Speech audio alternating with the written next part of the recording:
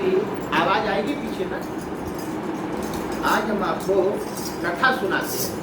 आपने सत्यनारायण की कथा सुनी होगी, तो सत्यनारायण की कथा को नहीं, लेकिन आज जो विशेष दिन है हम सबको पता है, बुजुर्ग लोगों को पता है, नई पीढ़ी को पता नहीं आज क्या है। आज कौन सी एकादशी है? देव शयनी। शयनी का मतलब है आज से देवता, देवी देवता, 33 करोड़ देवी देवता 4 महीने के लिए सो जाते। तो सोने का मतलब ऐसा नहीं फिर 4 महीने कुछ भी करो, ऐसा नहीं है इसका मतलब। 4 महीने वो सो जाते हैं, माने एक ही जगह पे होते हैं, अपने घर पे होते हैं। तो इन 4 महीनों में की गई साधना आराधना का विशेष महत्व होता है।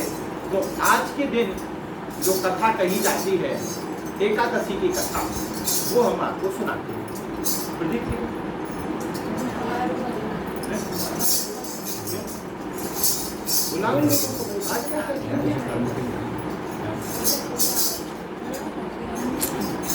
ध्यान से सुनना बड़ा महत्व है।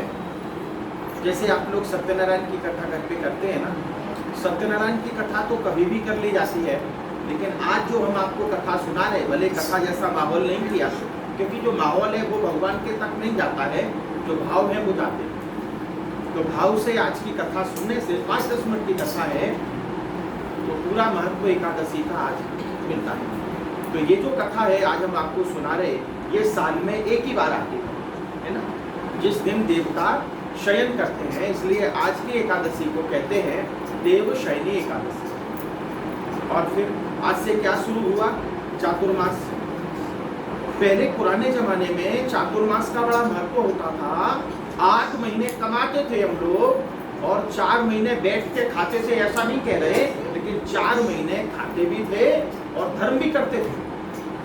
8 महीने में जो हम संपत्ति एकत्रित करते थे, 4 महीने में कभी बरसात आई, कभी कहीं बरसात नहीं हुई, इन 4 महीनों में तो हम उनकी मदद करते थे, दान धर्म करते थे, मंदिरों में जाते थे, अपने अपने शास्त्रों के हिसाब से आचरण करते थे। ये 4 महीने उसके लिए बनाए गए, ऐसे हमारे धर्म की व्यवस्था थी। अब लोगों में प्रामाणिकता रही नहीं, जीवन के साथ प्रामाणिकता रही नहीं, इसलिए ईश्वर का जो आशीर्वाद मिलता था वो धीरे धीरे धीरे धीरे कम हो गया। समझे? पहले एक व्यवस्था के तहत लोग जब काम करते थे तो हर समय अच्छी हो जाती थी। कहते हैं कि पहले तो अतिवृष्टि होती थी, ऐसा भी नहीं कि एकदम बाढ़ आ जाए, तूफान आ जाए, और ऐसा भी नहीं होता था कि भाई वृष्टि ना हो, बरसात ना हो, जिससे दुखी हो। तो पहले हर कोई शास्त्र के अनुसार आचरण करता था। एकादशी आती थी तो एकादशी का ध्यान रखते थे, उस दिन भूल से भी हम कहीं चावल ना खा जाए, ये बराबर ख्याल रहता था। आजकल तो घरों में संडे का दिन है, तो हकीकत ये है हम लोग क्या करेंगे संडे को? बोले संडे को रसोई नहीं बनाएंगे, 12 बजे सो के उठेंगे और सीधे जाएंगे बाहर और खाएंगे क्या? तो सब साउथ इंडियन है ना, ऐसा ही है ना, नहीं खाएंगे। अभी नई पीढ़ी को तो पता ही नहीं है कि एकादशी के दिन भूल से भी चावल है, भूल से भी साबुदाना है, वो जुबान को नहीं लगना चाहिए। ठीक है, तो आज हम आपको बड़े भाव से, बड़े प्रेम से कथा सुनाते हैं। ध्यान से एक चित्त होकर कथा सुनो। कथा ऐसी है कि युधिष्ठिर को, युधिष्ठिर का नाम हम लोगों ने सुना है। युधिष्ठिर एकमात्र ऐसे व्यक्ति थे जो सशरीर मोक्ष में आदमी जाता है या स्वर्ग में जाता है या नरक में जाता है तो शरीर यहाँ रह जाता है, उसके बाद ही जाता है। लेकिन पांडवों की विशेषता है कि वो सशरीर, शरीर के साथ और कुत्ते को भी लेके और स्वर्ग में गए। इन 5 पांडवों के अलावा एक भी ऐसा उदाहरण नहीं है पूरे शास्त्रों में कि कोई सशरीर के मृत्यु को प्राप्त न हुआ हो और सशरीर मोक्ष में गया हो या स्वर्ग में गया हो या वैकुंठ में गया हो। आज पंडित जी भाई ने सुनाया कि भाई एकादशी का महत्व कितना है कि आज की एकादशी करने वाला व्यक्ति वैकुंठ में निवास करता। वैकुंठ से तात्पर्य है कि नरक की, यमराज की यातना सहन नहीं करनी पड़ती, जो केवल वर्ष में। और आज की एकादशी कैसे कैसे लोगों ने की कि ऐसे ऐसे पापियों ने की जो 364 दिन पाप में लिप्त रहते थे, लेकिन एक दिन पूरी तरह से भगवान में मन लगा के आज के दिन साधना आराधना करते थे। तो उस एक दिन के प्रभाव से कि कुछ तो कथाएं ऐसी आती हैं कि महापापी, कि जिसने पाप के सिवाय कोई आचरण नहीं किया, खाने में भी जो खून बहाता था, ऐसा व्यक्ति नहीं, उसे धर्म का ज्ञान नहीं था, ऐसा व्यक्ति भी एक दिन सत्संग में आके, संत के सानिध्य में आके, और उसने भी एकादशी का व्रत कर लिया जाने अनजाने भी, तो सारे पाप उसके धुल गए। उसने पाप अज्ञानता बस किए। इसका मतलब ये नहीं कि आप कथा सुनो और दूसरे दिन से पापों में लिप्त हो जाओ। खूब पता है कि ये पाप तुम्हें दुखी करने वाले हैं, ये पाप और पुण्य तुम्हारे साथ आने वाला है, फिर भी व्यक्ति भूख में अंधा होके, या जैसे भी कहो, या परिस्थिति के बस होके, परिस्थिति तो कोई तुम्हें पराधीन नहीं करती है, लेकिन आदमी अपने सुख के लिए, शरीर के सुख के लिए, अहंकार की पुष्टि के लिए कैसे भी पाप करने को तैयार हो जाता। तो राजा युधिष्ठिर ने एक बार वासुदेव माने कृष्ण से पूछा। राजपाट मिल गया था, युद्ध जीत गए थे, उसके बाद एक दिन बैठे हुए थे, तो कृष्ण से पूछा कि कृष्ण के हे वासुदेव, ये आषाढ़ महीने की शुक्ल पक्ष की एकादशी का क्या महत्व है? ऐसे युधिष्ठिर ने बड़े प्रेम भाव से प्रश्न पूछा। एक दिन हमने आपको बताया था कि प्रश्न अगर आप भाव से पूछते हैं तो दिया हुआ उत्तर तुम्हारे आचरण में आता है, और प्रश्न अगर ऐसे ही पूछ लिया आपने प्रश्न करने के लिहाज से कि स्कूल है, चलो हम प्रश्न पूछ लेते हैं, जैसे एक विद्यार्थी शिक्षक से पूछता है, तो वो प्रश्न का उत्तर दिमाग तक सीमित रहता है, हृदय तक वो चीज नहीं आती। बड़े भाव से पूछा, जो भी विधि विधान था उस विधि विधान के साथ युधिष्ठिर ने पूछा, और पूछने के बाद वासुदेव ने कहा, कृष्ण ने कहा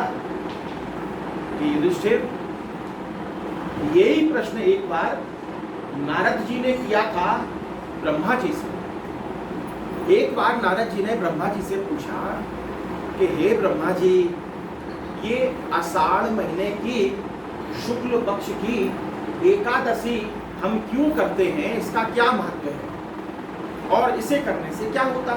सत्यनारायण की कथा तो सुनी होगी, सबने सुनी होगी, कि जैन है, कि अजैन है, कि मराठी है, कि जो भी है, सत्यनारायण की कथा तो एक बार सबने सुनी। कितना महत्व है सत्यनारायण की कथा, पूरे साल में कभी भी कर सकते, लेकिन आज जो हम कथा कह रहे हैं वो तो साल में एक ही बार, आज ही के दिन।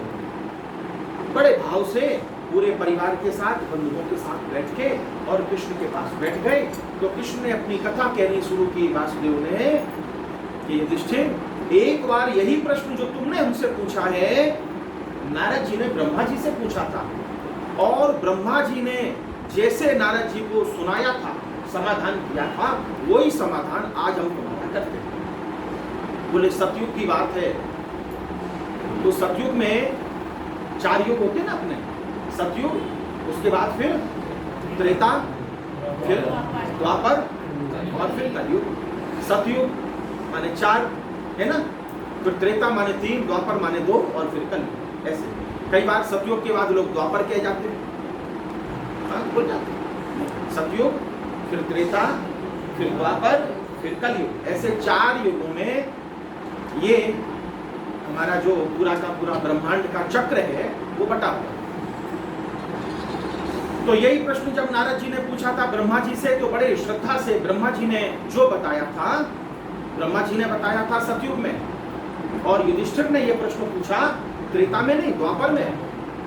तो कृष्ण ने कहा कि भाई आज हम आपको जैसा उन्होंने बताया था वैसा हम आपको सुनाते हैं, और जैसा वासुदेव ने अर्जुन युधिष्ठिर को सुनाया, सबके साथ थे, अर्जुन भी थे, सब थे। प्रश्न युधिष्ठिर ने पूछा, इसलिए इस कथा में युधिष्ठिर का नाम आया।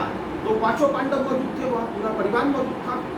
तो जैसे वासुदेव ने युधिष्ठिर को सुनाया था, वैसे ही आज भगवान की प्रेरणा से हम आपको सुनाते हैं, श्रद्धा के साथ सुनना। और फिर बाद में 1 रुपया निकालना, समझ गए कि नहीं, हंसना नहीं, या तो फूल या पत्ता। पहले कथा सुनते थे तो नियम था कुछ भी हाथ में रख लेते है ना, कुछ भी। 1 रुपया का सिक्का है आपके पास, 1 रुपए का, नहीं तो तुलसी दल भी हाथ में हम रखते थे और हाथ बंद करते थे, कैसी मुट्ठी बंद, समझ रहे ना।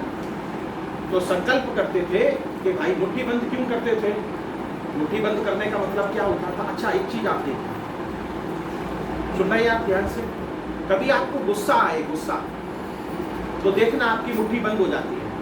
सुन रहे, गुस्सा जब आता है ना तो मुट्ठी बंद हो जाती है, फिट्स जब आती है तो मुट्ठी बंद हो जाती है, और जब मन तुम्हारा बहुत एकाग्र होता है, बहुत शांत होता है, जब कुछ परमात्मा के प्रति अच्छे विचार आते हैं, तब भी तुम्हारी मुट्ठी बंद हो जाती है। बंद मुट्ठी का बड़ा राज है। आई तो बंद मुट्ठी है लेकिन जाएंगे खाली हाथ। लेकिन जो संत हैं, जो समझदार हैं, पिछले सत्संग में हमने आपको कहा था, जो जोड़ना है, जो जोड़ना है वो छोड़ रहे हैं, और जो छोड़ना है वो जोड़ रहे हैं। जोड़ने का अभिप्राय है, जब तुम जाओगे इस दुनिया से शरीर को छोड़ के, तब क्या लेके जाओगे? वो तो जोड़ नहीं रही हो, वो छोड़ रही हो तुम सत्संग, ये वो छोड़ रही हो। और जो छोड़ना है संसार के ये काम, उनको जोड़ रहे हो, संपत्ति जोड़ रहे हो, लेकिन सत्संग को छोड़ रहे हो। बैठे और बैठ के वासुदेव ने सुनाना शुरू किया कि हे युधिष्ठिर, एक बार यही प्रश्न जब ब्रह्मा जी से किसने पूछा था? नारद जी ने पूछा था। तब ब्रह्मा जी ने जो कथा सुनाई थी आज के महत्व की, वही कथा हम तुम्हें सुनाते हैं, ध्यान से सुनो। तो कथा में क्या बताया कि एक बार सतयुग में मानधाता नाम के चक्रवर्ती सम्राट थे। क्या नाम था? मानधाता। मानधाता नाम के चक्रवर्ती सम्राट थे, चक्रवर्ती थे, भगवान का बड़ा पूजा पाठ किया करते थे, दान धर्म करते थे। पहले राजाओं के लिए यही आता था ना कि बड़े भाई प्रजा वत्सल थे, प्रजा का बड़ा ख्याल रखते थे। ऐसे आज की तो बात ही अलग है, अभी जो न तो राजा रहे न प्रजा रही है। पहले होता था राजा प्रजा वत्सल होता था, और प्रजा भी भगवान की तरह से राजा को मानती थी। तो बोले कितना भी दान धर्म करने वाला व्यक्ति हो, लेकिन भविष्य में क्या होगा ये किसी को पता नहीं होता। तो मानधाता जो राजा थे, चक्रवर्ती, वो भी निश्चिंत होकर बैठे थे कि सब अपना अच्छा होगा, और हर तरह से पूरे राज्य में सब कुछ अच्छा चल रहा है। लेकिन अचानक ऐसा हुआ कि चातुर्मास शुरू हुआ। जैसे आज चातुर्मास शुरू हुआ, आज क्या शुरू हुआ समझ गए ना? आज से चातुर्मास की शुरुआत होती है, एकादशी से चातुर्मास की शुरुआत होती है। हम लोग पाप के कामों को छोड़ के पुण्य में प्रवृत्त होते हैं, क्योंकि चातुर्मास में किया गया धर्म कई गुना फल देने वाला होता है। इसका मतलब ये नहीं कि 8 महीने पापाचार करना, नहीं, लेकिन इन 4 महीनों में किया गया पुण्य या जो भी कार्य है, पाप है वो भी प्रभावशाली होगा, और पुण्य है वो भी प्रभावशाली होगा। तो मानधाता जो राजा थे चक्रवर्ती, उन्हें ये पता नहीं था कि क्या होने वाला। लेकिन अचानक चातुर्मास की शुरुआत हुई और बरसात नहीं हुई। ऐसे 4 महीना निकले, फसल सारी सूख गई। अगली साल फिर से आई, 4 महीना निकले, एक बूंद पानी नहीं। और तीसरा साल फिर से आया, उनके पूरे राज्य में 3 साल लगातार बरसात नहीं हुई। वहां की जो प्रजा थी वो त्राहिमाम पुकार गई, खाने को कुछ भी न था, लोग मर रहे थे। जहां से भी राजा निकलता वहां पता चलता कि परिवार का परिवार मर चुका। गांव के गांव खाली हो गए इन 3 सालों में, क्योंकि खाने को पशुओं के लिए तो क्या, मनुष्य के लिए भी अनाज नहीं था। राजा मानधाता जो थे चक्रवर्ती, वो सिर को पकड़े हुए एक दिन बैठे हुए थे भगवान के सामने, और वो ये सोच रहे थे कि पूरा खजाना खाली हो गया, पैसा तो है लेकिन पैसा खाया तो नहीं जाएगा। आज अगर हम स्वर्ण मुद्राएं सोने की थाली में किसी को परोसते हैं तो स्वर्ण मुद्राएं खाई तो नहीं जाएंगी, चाहिए तो अनाज। लेकिन सर्वत्र चक्रवर्ती जो राजा होता है वो पूरी दुनिया का राजा होता है। तो 3 साल का सतयुग में क्या पड़ा? भीषण अकाल पड़ा। आप में से जो बैठे हैं कभी अकाल का नाम सुना होगा, लेकिन क्या अकाल आप लोगों ने सुने हैं, कहीं देखे तो होंगे। अभी हमारी 4वीं है छोटी वाली, इसका जब जन्म हुआ था उस समय में अकाल पड़ा था गुजरात में, भयंकर अकाल पड़ा था। सुना होगा कभी बंगाल में अकाल पड़ा, भयंकर अकाल पड़ा। और अकाल ऐसा पड़ता था, अकाल कहो कि दुष्काल कहो, एक ही बात है। कोई अपनी भाषा में अकाल कहता, कोई दुष्काल कहता। लेकिन यहाँ तो सतयुग में 3-3 साल का, जब भर के नहीं रखते थे। आजकल तो आदमी क्या करता है, भर के रखता है अनाज को, उस समय तो पूरी तरह से वो लोग प्रकृति पे निर्भर थे। सतयुग के समय में अनाज भर के नहीं रखते थे, ताजा ताजा फल इत्यादि खाते थे। तो राजा बैठे हुए थे, रानी बैठी हुई थी, उनके मंत्री बैठे हुए थे और कई दिन से आज राजा ने खाना नहीं खाया। तो रानी ने बार बार कहा कि राजन, ऐसे दुख कब तक मनाओगे? अगर तुम्हें कुछ हो गया तो प्रजा का क्या होगा? तो राजन तुम खाना खाओ। तो मानधाता राजा बोले कि जब प्रजा हमारी भूखी हो, जब संतान हमारी भूखी हो, तो हमसे खाना कैसे खाया जाएगा? हे महारानी, तुम खाना ले जाओ और महल के बाहर कोई भूखा हो उसे खाना खिला देना, क्योंकि मेरी जिम्मेदारी ये है कि पहले हमारी संतान खाए, पहले हमारी प्रजा खाए। लेकिन कोई निष्कर्ष नहीं निकला, एक थाली से कुछ होने वाला नहीं था। बाहर जाती है महारानी और देखती है कि वहां पे दो लोग व्रत पड़े हुए थे महल के बाहर, और एक जिसकी चंद श्वासें बची थी उन्हें पानी पिलाया और जो भी व्यंजन था वो उन्हें खिलाया, और जैसे तैसे उनकी जान बची। राजा को ये समाचार सुनाया गया कि हे राजन, आपके कहने से जब हम घर के बाहर गए, महल के बाहर गए, तो वहां भी हालत ऐसी थी कि दो लोग व्रत पड़े हुए थे और एक व्यक्ति बेहोशी की हालत में था। तो महारानी बोली, हमने जो दिया हुआ था आपके आदेशानुसार वो किया तो उसकी जान बची, लेकिन नजर के सामने भी दो लोग गुजर गए। ऐसी हालत हमारे देश में न जाने कितनी बार हुई है। हमें पता है कि जब हम यात्रा करते थे और अफ्रीका के देशों में जब हम गए हैं, हमने दुष्काल देखे हैं, जब किलोमीटरों तक घास का एक तिनका नहीं दिखता था।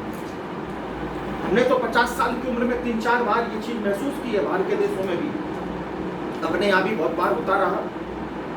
राजन ने जब ये सुना तो जैसे संतान के दुख से माता पिता दुखी हो जाते हैं, ऐसे प्रजा के दुख से राजा मानधाता दुखी होकर रोने लगे, जोर जोर से चिल्लाने लगे कि हे भगवान, तुमने ये क्या किया कि आज 3 साल से बरसात नहीं है और ये प्रजा हमारी बिना अनाज के।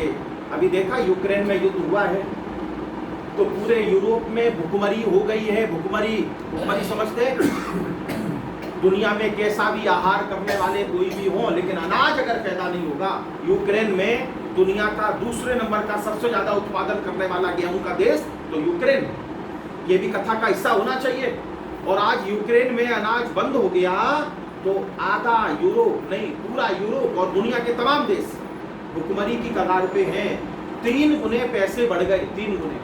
जो चीज 100 रुपए की मिलती थी वो 300 रुपए की मिल रही है। ऐसी हालत हो गई। राजा बहुत पछतावा करने लगा और राजा ने निश्चय किया कि रानी, अगर तुम मेरी बात मानो, और बच्चों से पूछा, तो जिस राज्य का पालन हम ना कर पाए, जिस प्रजा का पालन हम ना कर पाए, जो उत्तरदायित्व हमें भगवान ने दिया था, मेरे माता पिता दे के गए थे, उस उत्तरदायित्व का हम पालन न कर पाए, तो अब हम लोगों को क्या करना चाहिए? आत्महत्या करनी चाहिए। राजा मानधाता को ऐसा विचार आया तो उनके मंत्री ने कहा कि राजन, आत्महत्या न करो, क्योंकि तुम्हारे आत्महत्या करने से कुछ लोग जो बाकी के जीवित बचे हैं राज्य में, वो लोग भी ये सोचेंगे कि अब राजा गया तो मेरा कौन सोचेगा, तो वो लोग भी सुनते ही आत्महत्या कर लेंगे। तो कम से कम प्रजा के लिए अपने को जीवित रखो। तो राजा ने कहा, ये महल इतना अच्छा है, लेकिन अब ये महल जहां लोग झोपड़ी के अपने छप्पर के तिनके भी खा चुके हैं भूख के लिए, वहां हम इस महल में क्यों रहें?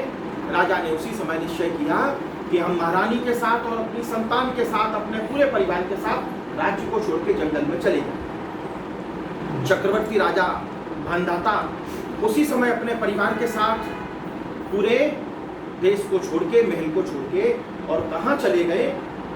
जंगल में चले गए, बिल्कुल घोर जंगल। वहां जा रहे थे तो जाते जाते राजा को बहुत प्यास लगी। ऐसा नहीं था आजकल हम लोग जाते हैं तो खाने की सारी व्यवस्था करके ले जाते हैं, ऐसा कुछ नहीं। राजा ने प्रामाणिकता बताई, अपने साथ पानी की एक बूंद नहीं ली, और जब बहुत प्यास लगी थी तो जंगल में देखा कि सामने एक झोपड़ी है। जाते हैं, झोपड़ी में देखा कि एक ऋषि बैठे हुए थे, और इन ऋषि का नाम था, इन संत का नाम था अंगिरा ऋषि। अंगिरा ऋषि ये ब्रह्मा जी के पुत्र हैं। पहले जो देवी देवता थे वो धरती पे रहते थे सतयुग में, ब्रह्मा जी के पुत्र हुए तो उन्हें तो ब्रह्मा जी तो ब्रह्मलोक में रहते हैं, देवलोक में रहते हैं तो पुत्रों को भी देवलोक में रहना चाहिए, लेकिन सतयुग में उनके जो बेटे थे, जो ऋषि मुनि थे, वो सब तपस्या करते थे, जंगल में बैठे तपस्या कर रहे थे। वहां जैसे ही गए तो राजा को सम्मान देना चाहिए, ये ऋषि सत्य भी राजा को सम्मान देते हैं। तो अंगिरा ऋषि जो ब्रह्मा जी के बेटे थे, उन्होंने राजा को पहचाना। राजा का शरीर भी कृशकाय हो गया था, अस्त व्यस्त था पूरा। महारानी को पहचाना और कहा कि राजन, किस उद्देश्य से आज आपका हमारे कुटिया में आगमन हुआ है? उन्होंने कहा कि ऋषिवर, आपको पता होगा कि पिछले 3 साल से बिल्कुल भी बरसात नहीं हुई। पूरे देश में, पूरे राज्य में रोज सुनने को मिल रहा है कि हजारों की, लाखों की संख्या में लोग रोज मर रहे हैं आंखों के सामने। और अब तो नजारा ऐसा है कि मेरे महल के सामने भी लोग मर रहे हैं कि रास्ते में आते हैं कि चलो राजा के यहाँ कुछ खाने को मिलेगा, कुछ पीने को मिलेगा, महल तक नहीं पहुँच पाते और वहाँ मर जाते हैं। तो बोले पहले तो हमने आत्महत्या का विचार किया, फिर महारानी ने हमें मना किया कि अगर राजा आत्महत्या करेगा तो फिर प्रजा का क्या होगा, इसलिए हे ऋषिवर मेरा मार्गदर्शन करो। ऋषि अंगिरा ऋषि जो ब्रह्मा जी के पुत्र थे, थोड़ी देर के लिए आंख बंद करते हैं और जैसे ही आंख बंद की, राज्य में दुष्काल क्यों पड़ा, 3 साल से उसका दृश्य उनके सामने आ गया और कहा कि राजन, तुम्हारे राज्य में एक महापापी कि जिसे भगवान की भक्ति करने का अधिकार नहीं और दूसरे राज्य से जहां से वो भगाया गया, ऐसा महापापी कि जिसने सुबह से शाम तक पाप के अलावा कुछ किया नहीं, वो अब तुम्हारे राज्य में आके तपस्या कर रहा है। और जो भी पुण्य है तुम्हारा, जो भी पुण्य है तुम्हारे प्रजाजनों का, वो सारा पुण्य वो अकेले खींच रहा है। इसलिए पिछले 3 साल से बरसात नहीं हुई। हे राजन, बरसात का एक ही तरीका है, अगर वो महापापी व्यक्ति का वध कर दिया जाए, उसे मार दिया जाए, तो बरसात हो सकती है। मानधाता ने कहा कि एक राजा के लिए प्रजा जो होती है वो उसकी संतान होती है, और संतान पापी हो या पुण्यात्मा हो, माता पिता के लिए संतान होती है। ऋषि, हम आपका सम्मान करते हैं, आप ब्रह्मा के पुत्र हैं, हम आपको प्रणाम करते हैं, लेकिन ये हरगिज संभव नहीं कि पापी से पापी व्यक्ति का भी हम संहार करें। मानधाता ऋषि राम की परंपरा में हुए हैं, चक्रवर्ती राजा थे, जैसे दशरथ चक्रवर्ती थे उस तरह से चक्रवर्ती हुए। और मानधाता के विषय में कहा जाता है कि एक चींटी भी कोई नहीं मार पाता था उनके राज्य में, इतने बड़े प्रतापी राजा हुए। उन्होंने कहा कि नहीं, ये तो संभव नहीं है कि मेरे राज्य में मेरे द्वारा, और ऐसे दुष्काल में जब खाने को कुछ नहीं है, हम किसी को अनाज ना दे सकें, पानी ना दे सकें और किसी को मारे, और वो भी अन्य राज्य से जो मेरे राज्य में शरण लिए हुए है, भले वो पापी क्यों ना हो, शरणागत जो होता है उसकी रक्षा करना हमारा धर्म है। तो हे अंगिरा ऋषि, हम आपकी बात के साथ न्याय नहीं कर पाएंगे। जब ऐसा कहा तो अंगिरा ऋषि ने कहा कि रास्ता तो एक यही है कि जो सभी लोगों के पुण्य को खींच रहा है, ऐसे व्यक्ति का अगर वध कर दिया जाए, वध किन लोगों का किया जाता है? तो पापियों का। अच्छे लोगों को मारा जाता है, वध नहीं किया जाता। राजा ने हाथ जोड़े, बोले कुछ भी हो, जहां हो सकता है मेरे पाप की वजह से इतनी सब तकलीफ लोगों को हो रही हो, वहां एक और पाप करें, पाप में पाप करें, गलती में गलती करें। जब हमें ये पता चल रहा है कि हमारे इस पाप का ये परिणाम है, और ये जानने के बाद फिर से हम गलती करें, हमसे संभव नहीं होगा। तो उन्होंने कहा एक और तरीका है। बोले क्या तरीका है? ऐसा कोई तरीका बताएं जिससे हमें वध न करना पड़े, जिससे हमें पाप न करना पड़े, और भले हम भूखे रहें लेकिन हमारे प्रजाजन सुखी हो, बरसात हो। तो उन्होंने कहा राजन, आज तुमने कुछ भी नहीं खाया और आज आषाढ़ महीने की एकादशी है, उस दिन संयोग ऐसा बना था। राजन, तुम भूखे भी हो, तुमने उपवास भी किया है। आज अगर तुम पेड़ के पत्ते खाके, आज अगर तुम फल खाके, अनाज ना खाके, आज का पूरा दिन अगर तुम उपवास करते हो और क्या करते हो, सतयुग की बात थी तो एक मंत्र दिया कौन सा मंत्र दिया? पूरे दिन जाप करने के लिए। आज के दिन सुन रहे हो ना, सोना नहीं, हमें कोई फर्क नहीं। हमने एक भाई को आज फोन किया, कई लोगों को किया, इनको भी किया, तो वो क्या बोले, गुरुजी आज तो देव शयनी एकादशी है, तो बोले उठा क्यों दिया हमें? हमने कहा तुम देवता थोड़ा ही हो कोई, हम नहीं उठाएंगे तो थोड़ी देर के बाद तुम्हारी बीवी उठाएगी, बीवी नहीं उठाएगी तो थोड़ी देर के बाद तुम्हारे बच्चे उठाएंगे, आखिर कब तक सोते रहोगे?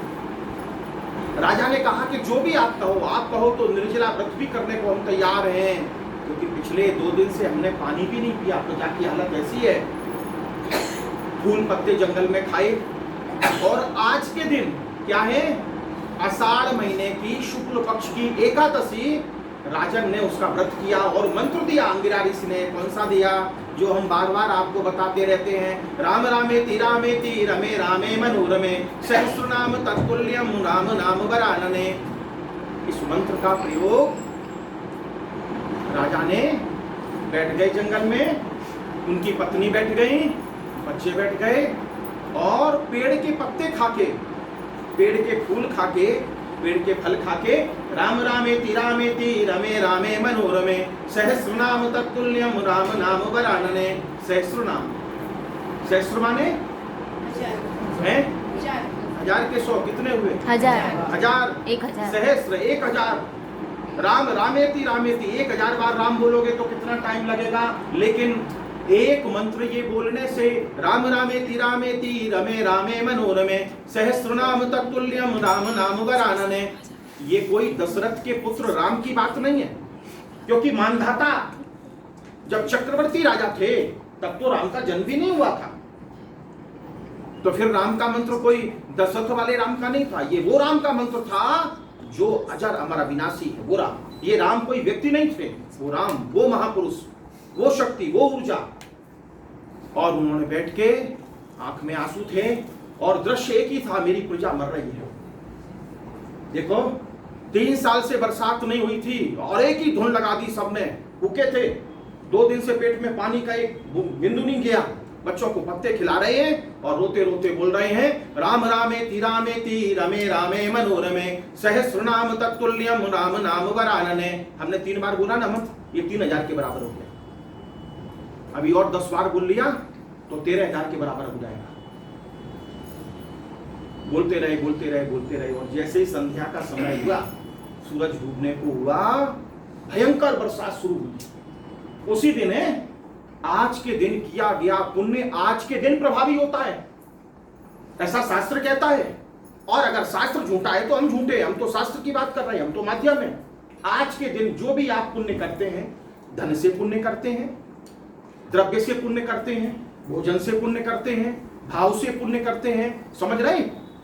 या पूरे दिन सोते हैं तो सोना तो पुण्य नहीं है, टीवी देखना तो पुण्य नहीं है, मैगजीन पढ़ना तो पुण्य नहीं है, किसी पे गुस्सा करना तो पुण्य नहीं है। पूरे दिन राजा ने क्या किया?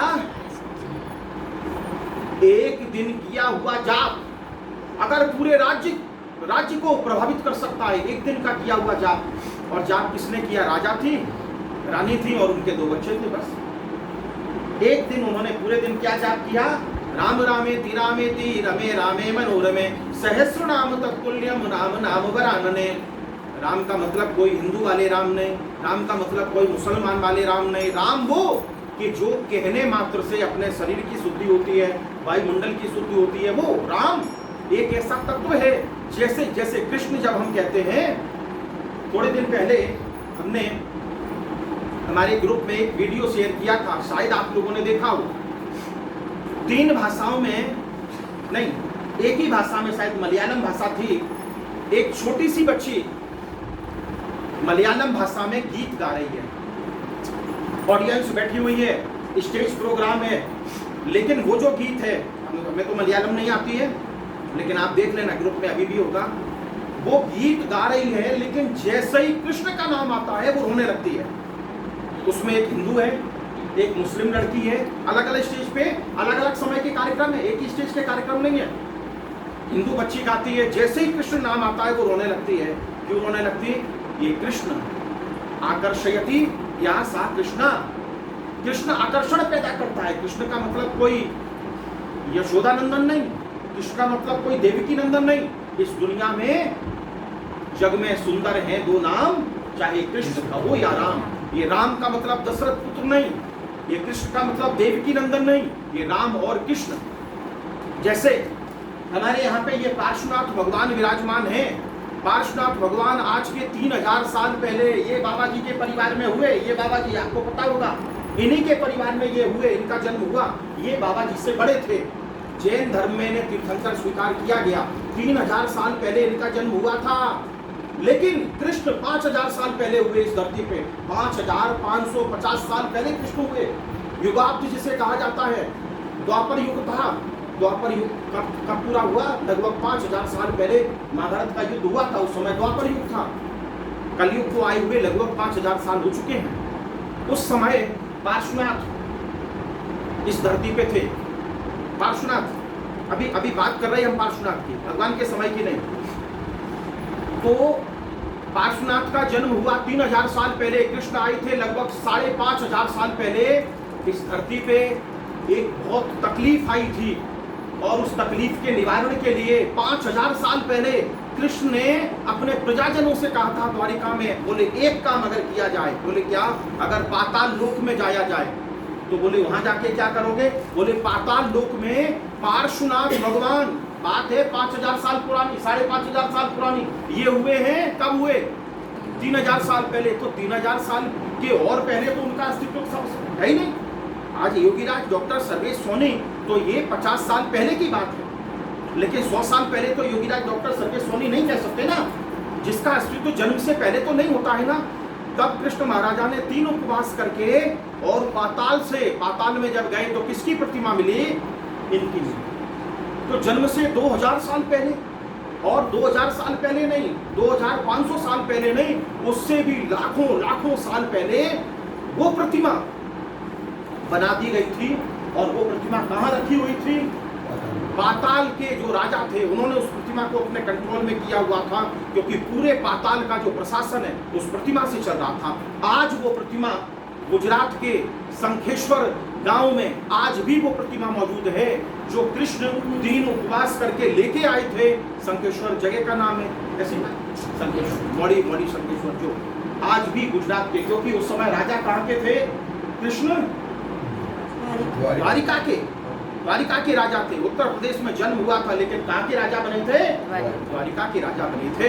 और 3 दिन का उपवास करके जब वो पाताल लोक में जाते हैं, और पाताल लोक में जाने के बाद दैत्यों से युद्ध करते हैं और युद्ध में विजयी होके वो प्रतिमा लेके आते हैं। फिर उसकी स्थापना की। प्रतिमा का वजन कोई होगा 2000 या 3000 किलो, प्रतिमा का वजन होगा कोई 2000 किलो। लेकिन आपको हम ये कहना चाहते हैं, प्रतिमा आधारे आकाश में टिकी हुई है। उस प्रतिमा के नीचे से पूरी चादर आप निकाल दीजिए, दीवार में चिपकी हुई नहीं है, रखी हुई है। केवल कृष्ण ने अपने हाथों से रखी थी। कभी जाना तो जाना, वहां के नियमों का पालन करते हुए। गुजरात में शंखेश्वर, अकोला में एक अंतरिक्ष पार्श्वनाथ है, अंतरिक्ष, वो भी प्रतिमा हवा में टिकी हुई है। लोहे की प्रतिमा नहीं है, कोई मैग्नेट नहीं लगा हुआ है, आरस की प्रतिमा है, लेकिन लाखों साल पुरानी है।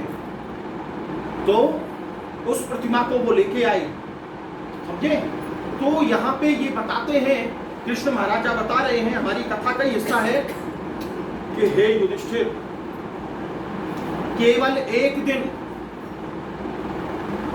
एकादशी के दिन, आज की एकादशी के दिन, जब सारे देवता सो जाते हैं अपने अपने घरों में जाके, क्या होते हैं? आज सब देवता सोते हैं। 33 करोड़ देवी देवता सो रहे थे एक साथ में, एक देवता की बात नहीं करते।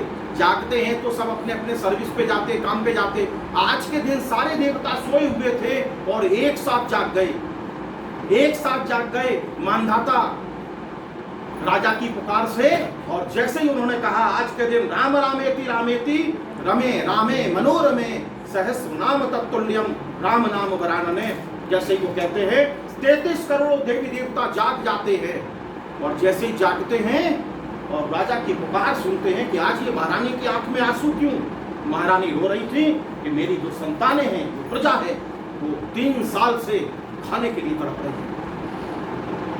यहाँ शाम हुई और मूसलाधार बारिश शुरू हुई और थोड़े दिन के बाद अनाज हो गया और प्रजा सुखी हो गई। ये आज की एकादशी की कथा स्वयं ब्रह्मा जी ने नारद को सुनाई। ठीक है, कैसे सुनाई ब्रह्मा जी ने? नारद से सुनी कृष्ण ने, और कृष्ण ने सुनाई युधिष्ठिर को, और हमने ये कथा सुनी थी हमारे बाबा जी से, और हमने ये कथा सुनाई तुम्हें। अभी तुम कितने भाव से इसे ग्रहण करते हो, और पूरे दिन बस एक ही जाप करना है, राम रामेति रामेति राम रामेति इति रामेति रमे रामे मनोरमे सहस्र नाम तत्तुल्यम राम नाम वरानने। ठीक है, राम रक्षा स्तोत्र सुना होगा तुम्हारे लोगों में से कुछ, संस्कृत की रचना है, बहुत पुराना स्तोत्र है, बहुत पुराना है। ऋषि ने लिखा था, उस राम रक्षा स्तोत्र में भी इसका जिक्र आया। ठीक है, तो आज पूरे दिन याद हो जाएगा कि नहीं? अच्छा, हम तो कोई पुस्तक पढ़ते तुरंत याद हो जाती, तुरंत देखते ही याद हो जाती। राम रामेति राम राम इति है, राम रामेति राम राम इति राम रामेति रामेति राम रामेति रामेति 3 बार कहा। रमे रामे मनोरमे सहस्र नाम तत्तुल्यम, ये 5 बार बोले तो 5 बार बोला हुआ मंत्र कितनी बार? 1000 बार हो जाता है। और कृष्ण कहते हैं युधिष्ठिर, आज के दिन ये बोला हुआ मंत्र 1,00,000 बार माना जाता है। ठीक है, इस एकादशी के दिन, और हम तो कहते हैं हर एकादशी को। एकादशी महीने में कितनी बार आती? एक शुक्ल पक्ष की होती है, कृष्ण पक्ष की होती है। ये कौन सा पक्ष चल रहा है? शुक्ल पक्ष। ये शुक्ल पक्ष की एकादशी, और इस दिन एक बार मंत्र बोला, राम रामेति रामेति रमे रामे मनोरमे सहस्र नाम तत्तुल्यम राम नाम। हमारा तो रात को 12 बजे शुरू, कल से एकादशी शुरू हो गई थी, शाम को 4 बजे एकादशी शुरू हो गई थी, हमारा तो शाम से ही शुरू हो गया। राम रामेति रामेति रमे रामे मनोरमे सहस्र नाम तत्तुल्यम राम नाम वरानने। हम अगर चाहें तो गुरुदेव की कृपा से इसी समय यहाँ से मोक्ष जा सकते हैं। मोक्ष का दरवाजा अभी खुलेगा। कितने मेरे गुरु हमसे प्रसन्न हैं, क्योंकि हम गुरु की आज्ञा में रहते हैं। मेरे गुरु ने जो कहा वो मेरे लिए क्या है? जैसे यमराज का बुलावा आया, तो वो बुलावा क्या होता है, उसको कोई व्यक्त नहीं कर सकता। गुरु की जो भी आज्ञा होती है वो हमारे लिए शिरोधारी होती है। ऐसे मानधाता राजा थे कि जहां किस ऋषि ने कहा? अंगिरा ऋषि, जो ब्रह्मा जी के बेटे थे, उन्होंने जैसे ही कहा और तुरंत उन्होंने फॉलो किया, और फॉलो करके बैठ गए उसे जंगल में, और उसका परिणाम क्या हुआ? ठीक है, अब दूसरी कथा ऐसे आती है। 2 कथाएं हैं जो प्रचलित है हमारे देश में। सनातन धर्म 2 भागों में बटा हुआ है, एक वैष्णव और दूसरे शैव। समझ गए ना? है ना? जैसे जैन 4 भागों में बटा है। कौन कौन से? दिगंबर, श्वेतांबर, स्थानकवासी और तेरापंथी, ऐसे जैन। ऐसे भारत का सनातन धर्म 2 भागों में बटा हुआ है। उत्तर भारतीय और मध्य भारतीय वो वैष्णव पंथ को मानते हैं, और दक्षिण भारतीय किसे मानते हैं? शैव। शंकराचार्य कौन से थे? शैव। आदि गुरु शंकराचार्य कौन थे? शैव, शंकर को मानने वाले। शैव माने शंकर को मानने वाले, वैष्णव माने विष्णु को मानने वाले। ठीक है, अब दूसरी कथा ऐसी आती है कि विष्णु ने कितने अवतार लिए? 24। राम का, कृष्ण का, ये सारे मत्स्य अवतार, शुकर अवतार, और उनमें से एक अवतार लिया वामन अवतार। तो पाताल लोक में कौन राज्य करता था? राजा बलि। पाताल लोक में, जैसे अपना ये लोक है ना, कल हम एक वीडियो देख रहे थे, उसमें बताया कि अभी तो वैज्ञानिक भी ये स्वीकार करते हैं कि जैसे ये धरती है ना, ऐसी इसके अलावा भी बहुत सी धरतियां हैं। और हमारे यहाँ तो शुरू से कहते हैं ऐसे लोक है। और सुनो, तुम लोग बड़े सौभाग्यशाली हो कि इसको सुन रहे हो। मेरे गुरुजी इसके अलावा भी जो धरतियां हैं वहां ले गए हैं। जिन एलियंस को देखने का तुम दावा करते हो, हम मात्र दावा नहीं करते हैं, हमने अपने जीवन में 5 से ज्यादा बार एलियंस को बहुत नजदीकी से देखा है। हम नहीं गए, मेरे गुरुजी जब लेके गए। मेरे गुरुजी जब हमें महाविद्य क्षेत्र लेके जा रहे थे, महाविद्य क्षेत्र यहाँ से बहुत दूर है, जहाँ तुम्हारे विमान नहीं जा सकते। मरने के बाद वहां जन्म मिलता है। एक ऐसा खंड है मेरे गुरुदेव ने इसी शरीर को, जब हम लगभग 7.5 साल की उम्र थी हमारी, 8 साल 7.5 साल के करीब, तब अपने कंधे पे बिठा के महाविद्य क्षेत्र लेके गए थे। और जब महाविद्य क्षेत्र लेके गए थे तब रास्ते में हम तो देख के डर गए। एलियंस के जो चेहरे आपके सामने जो आते हैं ना, ऊपर से क्या वो एलियंस ऐसे नहीं होते हैं, हमारे जैसे होते हैं, लेकिन ऊपर से वो क्या पहने हुए होते हैं? कवच। आपको दिखाई देती ना ऐसी आंखें, और ये सब कवच है, उनका कवच है। उनका जो विज्ञान है हमसे बहुत आगे निकला है। तब एलियंस नाम पहली बार हमने 8 साल की उम्र में गुरु जी के मुंह से सुना था। बोले योगी राज ये एलियंस 5 बार जाते समय और आते समय, कुल 5 बार हमने उनके दर्शन का हो या मिलना का हो देखे।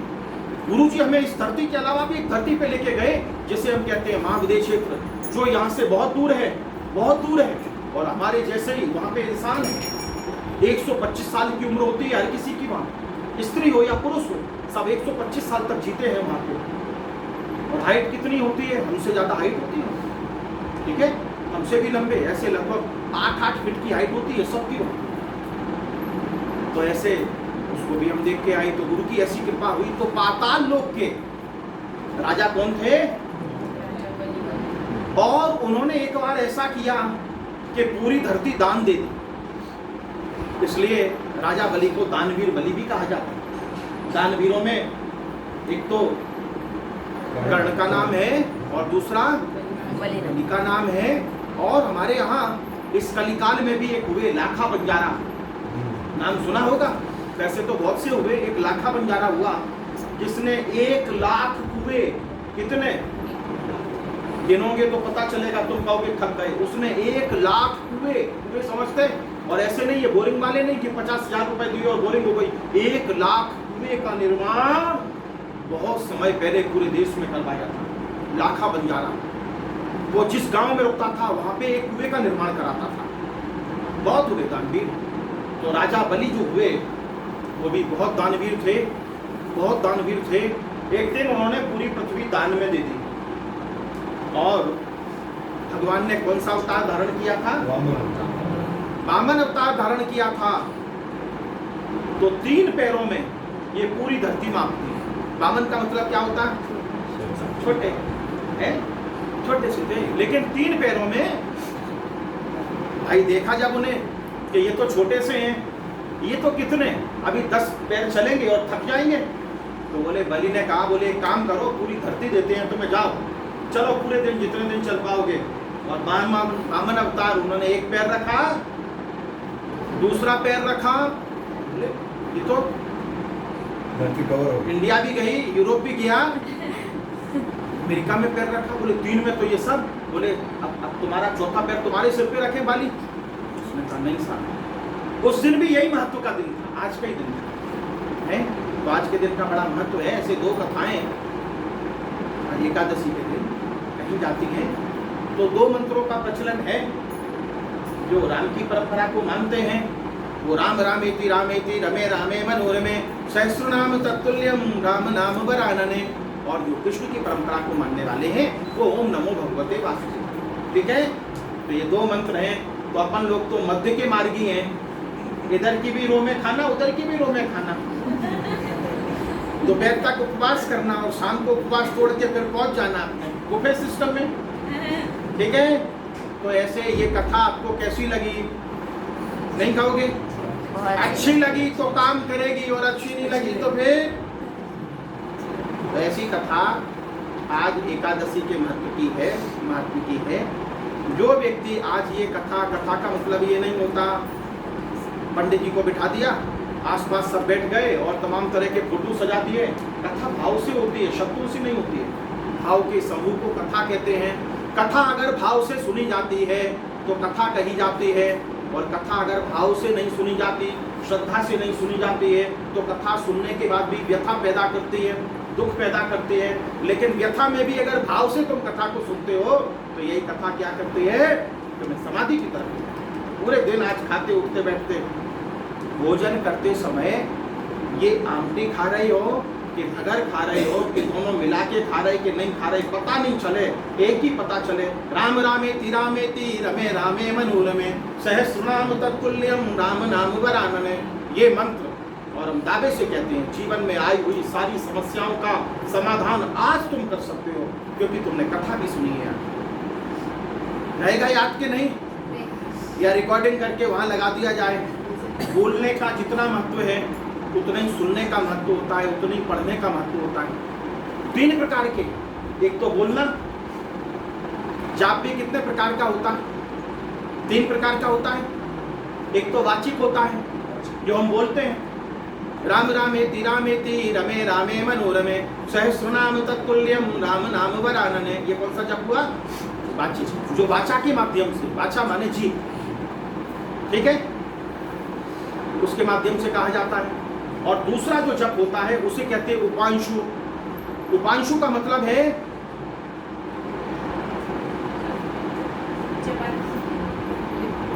बाहर किसी को सुनाई नहीं दे लेकिन जीभ तुम्हारी हिलती रहे, उपांशु, जीभ से जो जप किया जाता है। और एक जप होता है मानसिक, किसी को पता ही नहीं चले। वाचिक जो जप होता है उसका जो फल मिलता है उससे 10 गुना ज्यादा उपांशु का मिलता है, मन मन में बोलो, और उससे भी 10 गुना ज्यादा मिलता है मानसिक जाप का। लेकिन मानसिक जाप में एक गड़बड़ी हो जाती है, हम मन से जाप करते हैं तो चित्त हमारा घूमता रहता है, लेकिन जब हम जोर जोर से जाप करते हैं, एक हमारे मित्र एक बार हमें मिले, उन मित्र की विशेषता थी और देखने के लिए बड़े दुनिया भर से लोग आते थे। हमारी उनसे मुलाकात हुई थी नीदरलैंड में, हॉलैंड जैसे कहते हैं ना, नीदरलैंड। इंडियन थे, अपने बनारस के रहने वाले। बोले योगीराज जी देखो हम आपको एक आश्चर्य बताते हैं, बताओ। तो वो पद्मासन में बैठ गए और थोड़ी देर के बाद हवा में तैरने लगे। सुन रही हो ना? अब हमें तो कोई आश्चर्य नहीं हुआ। क्यों नहीं हुआ आश्चर्य?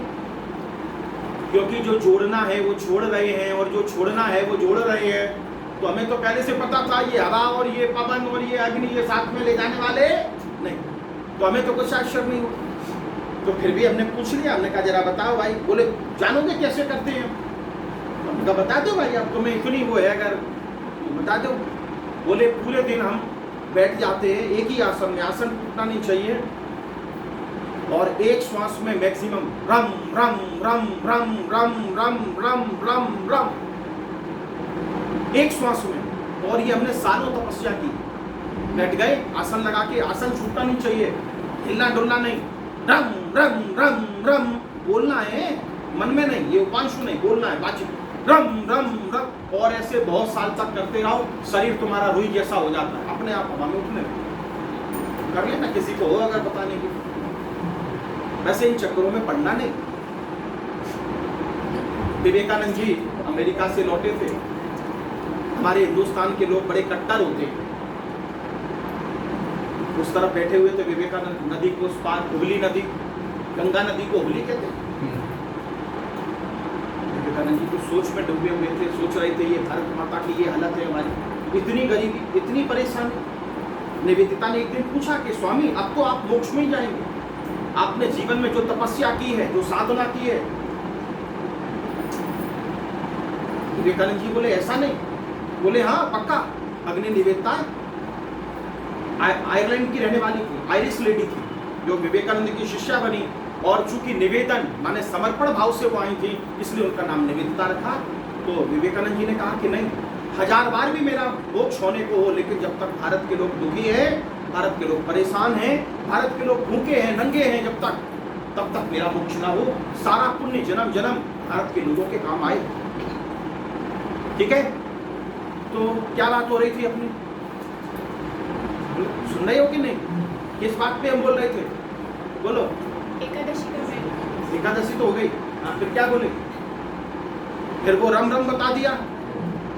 ठीक है, सुन रहे कि नहीं सुन रहे? या इतने नहीं, 1-2 लोग हमारे सामने आते हैं। हमने पूछा कि भाई ये गड़बड़ क्यों कर रहे हो? प्रदीप तुम ये भूल गए, ये भूल गए। तो प्रदीप हमसे बोले, एक ही जवाब देते हैं। प्रदीप देता है गुरु जी तुम्हारे सामने आके हम ब्लैंक हो जाते, ब्लैंक समझते इंग्लिश का शब्द। बोले हमें कुछ पता ही नहीं चलता खड़े हैं कि नहीं खड़े हैं, डर नहीं है कोई। बोले सामने आने के बाद सब हम भूल जाते, ब्लैंक हो जाते, खाली हो जाते। ठीक है, तो आज हमें पूरे दिन क्या करना है? मंत्र जाप करना है। कौन सा मंत्र जाप करना है? सहस्रनाम तत्तुल्यम राम नाम। याद आया तो विवेकानंद बैठे थे हुगली नदी के उस पार और इधर एक बाबा जी बैठे हुए थे। बाबा जी समझते हैं ऐसे मेरे जैसे कोई विवेकानंद को देख रहे थे, हाँ अमेरिका होके आए। पहले हमारे देश में जो समुद्र पार करके जाता था उसे धर्म भ्रष्ट माना जाता था। आज भी हमारे जैन में बहुत से साधु साध्वी ऐसे हैं जो बॉम्बे नहीं आए, कभी कच्छ में ही रहते हैं, क्योंकि बॉम्बे आने के लिए खाड़ी पार करनी पड़ती है, वो नहीं आते। बोले समुद्र के पानी के ऊपर अगर हम चलेंगे तो धर्म हमारा मान्यताएं हैं। तो जो संत था उसने कहा, हे विवेकानंद ढोंगी, बहुत अमेरिका होके आए, बड़े शिष्य बना के लाए, ये इतने अंग्रेजों को लेके आए, सब लोग उसके साथ बैठे हुए थे। बोले प्यास लगी है, आके पानी पिला। अब उधर कोई ब्रिज तो था नहीं, ब्रिज। तो विवेकानंद जी ने कहा कि भाई इतनी बड़ी नदी बह रही है, ऐसे करो और ऐसे P low, straight forward. America होके आए थे, अंग्रेजी भी बड़ी अच्छी थी, बोले ऐसे करके ऐसे पी लेना, और फिर अपने सत्संग में लग गए।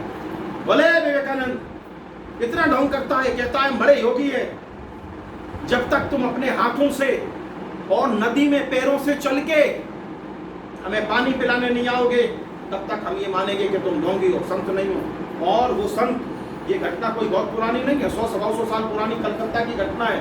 और वो संत पानी में चलने लगे। सुन रहे हो, कहानी नहीं है, हकीकत है। पानी पे कैसे, जैसे आदमी सड़क पे चलता है ऐसे पानी पे। ये पलास का पेड़ होता है ना, खाकरे का, खाकरा कहते हैं, पलास, पलास समझते हैं।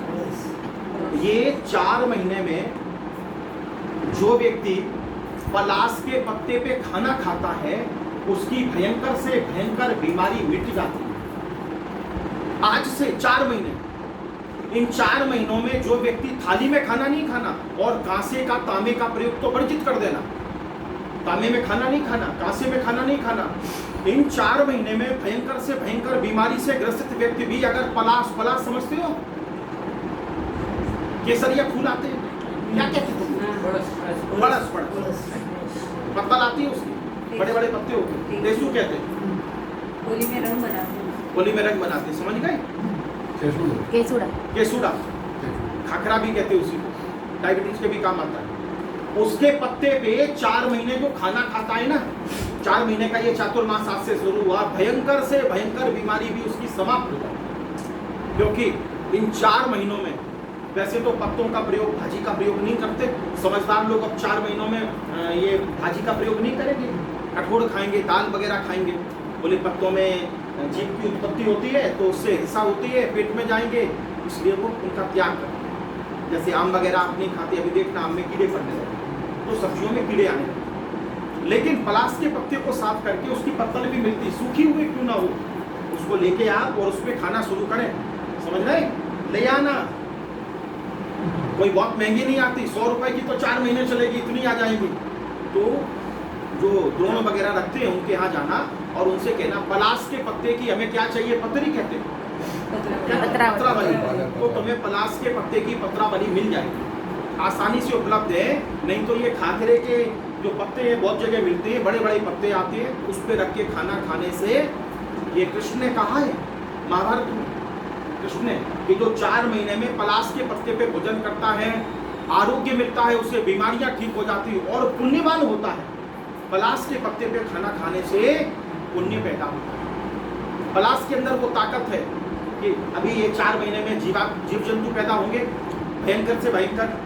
अभी देखो सुबह हमने धूप कर दी पूरे में, आप आए उससे पहले सुबह से हवन हो रहा था और उसका धुआं चल रहा था, ताकि ऐसे मच्छर जो नुकसान पैदा करें, ऐसे जीव जंतु जो नुकसान पैदा करें, काटें, वो क्या करें, दूर चले जाएंगे, सत्संग में नहीं आए, ठीक है ना। विवेकानंद ने कहा कि भाई, उनके शिष्य बोलने लगे, देखो विवेकानंद जी, क्योंकि अभी यहाँ पे कोई ऐसा चमत्कार करने वाला आ जाए तो हमें पता नहीं है इसमें से एक आध लोग भी मेरे पास तुम बैठोगे कि नहीं। लगभग 8 साल पहले की बात है, ऊपर सत्संग चलता था, एक भाई घाट के ऊपर से आए थे, याद आ रहा होगा शायद, तो में से बहुत पुराने भी हैं। पिछले 22 साल से उन्होंने खाना नहीं खाया था, पिछले 22 साल से उन्होंने पानी नहीं पिया था, पिछले 22 साल से उन्होंने चाय नहीं पी, 22 साल से बड़े ज्योतिषी और हमारा सत्संग चल रहा था।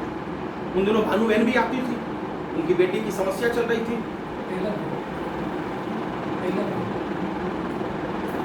हम तो इधर बैठे और वो उधर बैठे और सबके सब ग्रुप बना के बैठ गए।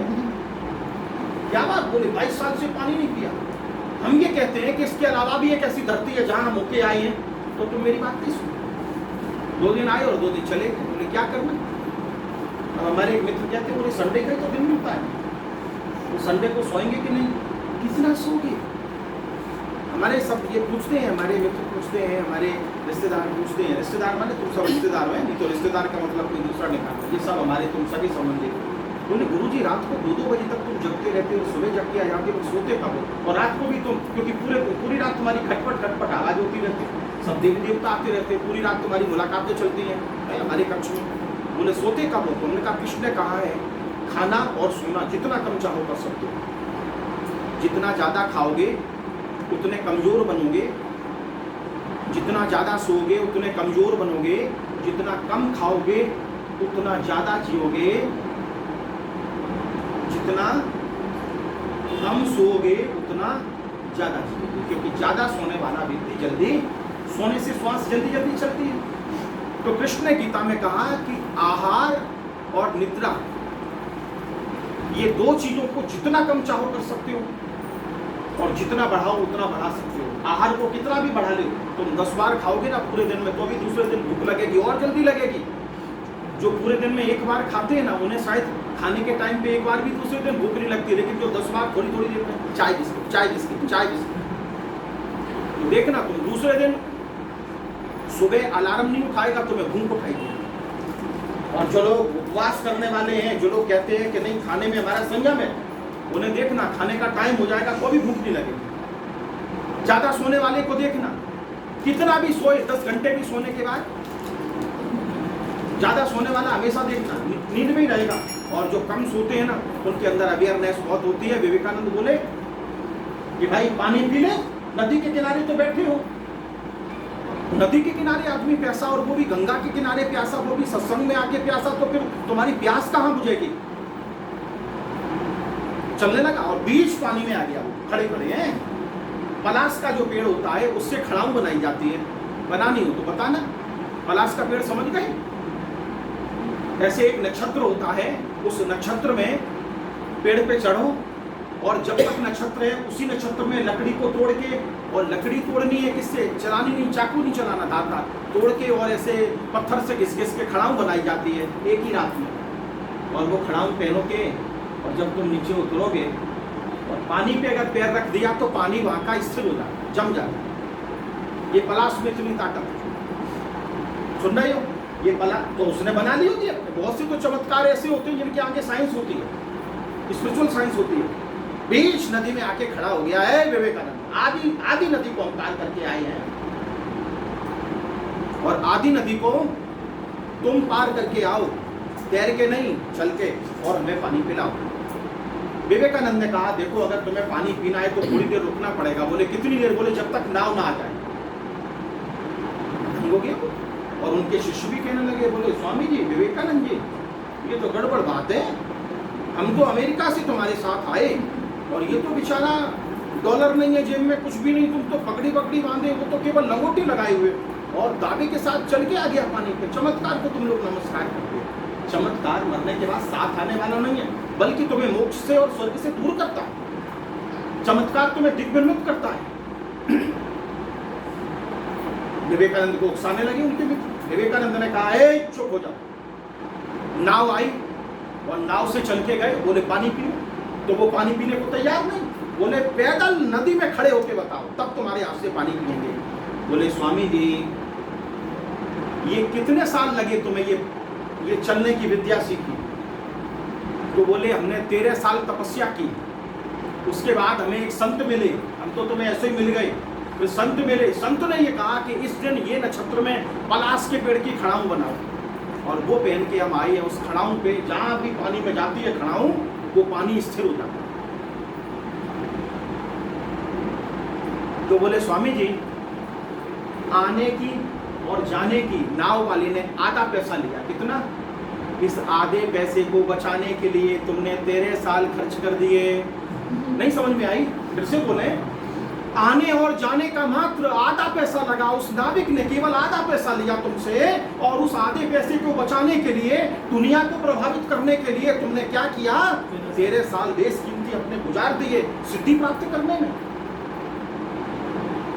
नतमस्तक कड़ाऊ फेंक दी उसने और नदी में बैठ गया। बोले आज के बाद मैं ये सब नहीं करना। तो आज पूरे दिन क्या करना? राम रामेति रामेति रमे रामे मनोरमे सहस्रनाम तत्तुल्यम राम नाम वरानने। ठीक है, तो 4 महीने अपने बड़े कीमती है ये चातुर्मास के। खान पान का जरा ख्याल रखना, बाहर का नहीं खाना, मैदा इत्यादि नहीं खाना, मार्केट का नहीं खाना। समझो तो समझो, 4 महीने अगर तुमने संभाल लिए तो 8 महीने कुदरत तुम्हें संभाल लेगी। ये बरसात के 4 महीने अगर तुमने संभाल लिए, बड़ी अच्छी बात। एक बार अकबर ने बीरबल से पूछा, अकबर ने किससे पूछा? बीरबल कौन थे? उनके दरबारी नवरत्नों में से एक थे। बोले बीरबल, साल में महीने कितने होते? तो बीरबल क्या बोला? नहीं, 4।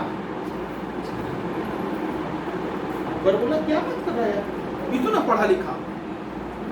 अच्छा, बीरबल को सरस्वती सिद्ध थी, कोई भी प्रश्न पूछा तत्काल उत्तर देते थे। अभी हम वो भी तुम्हें बता देते हैं कि सरस्वती जी को कैसे तुम अपने उसमें कर सकते हो, उन्हें अपनी तरफ आकर्षित कर सकते हो। तो बीरबल हमेशा, अकबर ने बहुत बार पूछा। गीता प्रेस गोरखपुर से एक पुस्तक छपती है, गीता प्रेस गोरखपुर से एक पुस्तक छपती है, जो सरकारी प्रेस है, एक लोटा पानी। उस एक लोटा पानी में बीरबल की ये कहानी आती है। एक बार अकबर ने पूछा बीरबल से कि बीरबल, पूरे दिन तुम ये क्या करते रहते हो? क्या कोई, जैसे बहुत से लोग बहुत ऐसे करते, कुछ भी करते, तो बोले कि पूरे दिन तुम बरबरी क्या करते रहते हो, होंठ चलाते रहते हो? तो बोला अकबर, हम बाद में बताएंगे।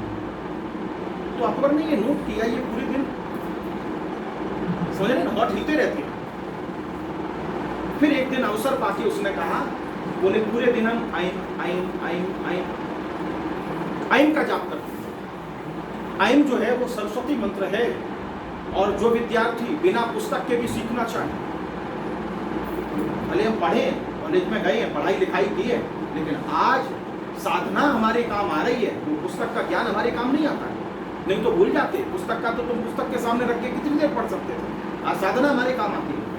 तो पूरे दिन वो आइम आइम आइम मनसा जाप करते रहते हैं पूरे दिन। आइम आइम का जाप करने से क्या होता है? बाहर का ज्ञान तो होता है, अंतर का भी ज्ञान हो जाता है। केवल आइम, पूरे दिन आइम आइम। खासकर विद्यार्थी, और विद्यार्थी तो हम सब है ना, मर जाओगे तब तक विद्यार्थी रहोगे ना, शिक्षक तो नहीं बनोगे ना, विद्यार्थी है। जो सीखना चाहता है वो विद्यार्थी है, तो मन में वो। तो बोले, अकबर ने पूछा बीरबल, साल में महीने कितने होते हैं? बीरबल ने कहा 4। क्या बात, 8 महीने खा गए? बोले खा नहीं गए। अगर बरसात के 4 महीने ना हो तो 8 महीने का कोई मतलब नहीं है, समझ रहे?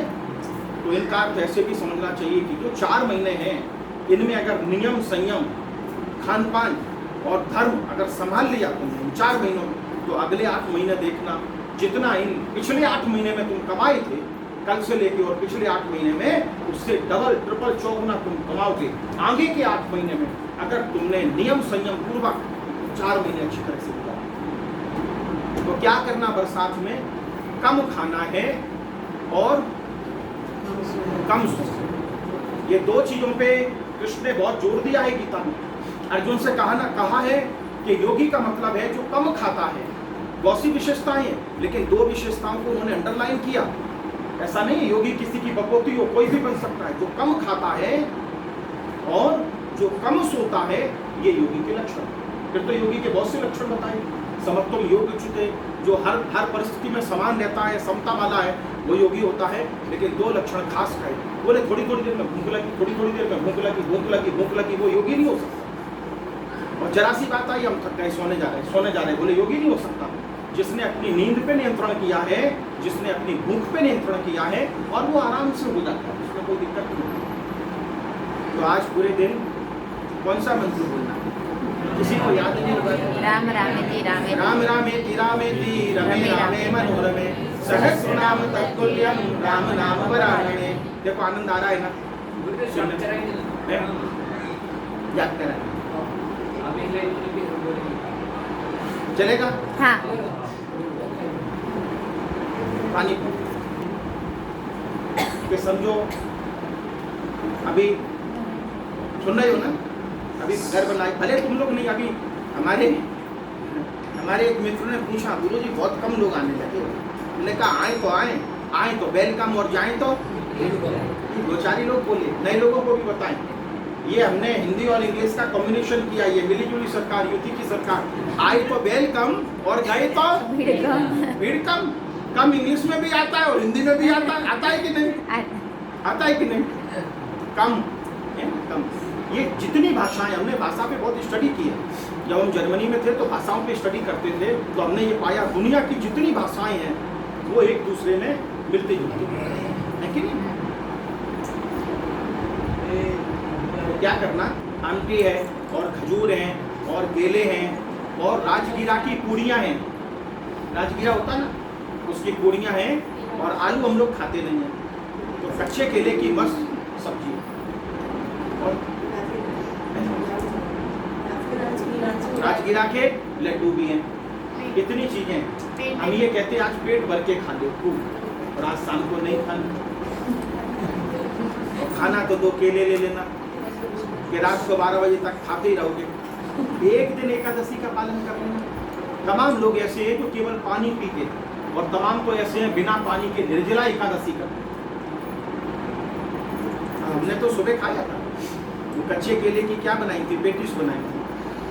ये हमारी बातें हमारी याद करोगे तुम एक दिन, देखना कि हमारे गुरुजी ऐसे हैं, संस्कृत में नहीं बोलते थे, आम भाषा में बोलते थे, और यही संतों की विशेषता है, वो आम भाषा में। हमारे गुरुजी के पास जर्मन से कोई व्यक्ति आता है तो वो जर्मनी में बात करते, लैटिन अमेरिका से कोई आदमी आता है तो उनकी भाषा में बात करते, दुनिया की हर भाषा में उनकी बात करते।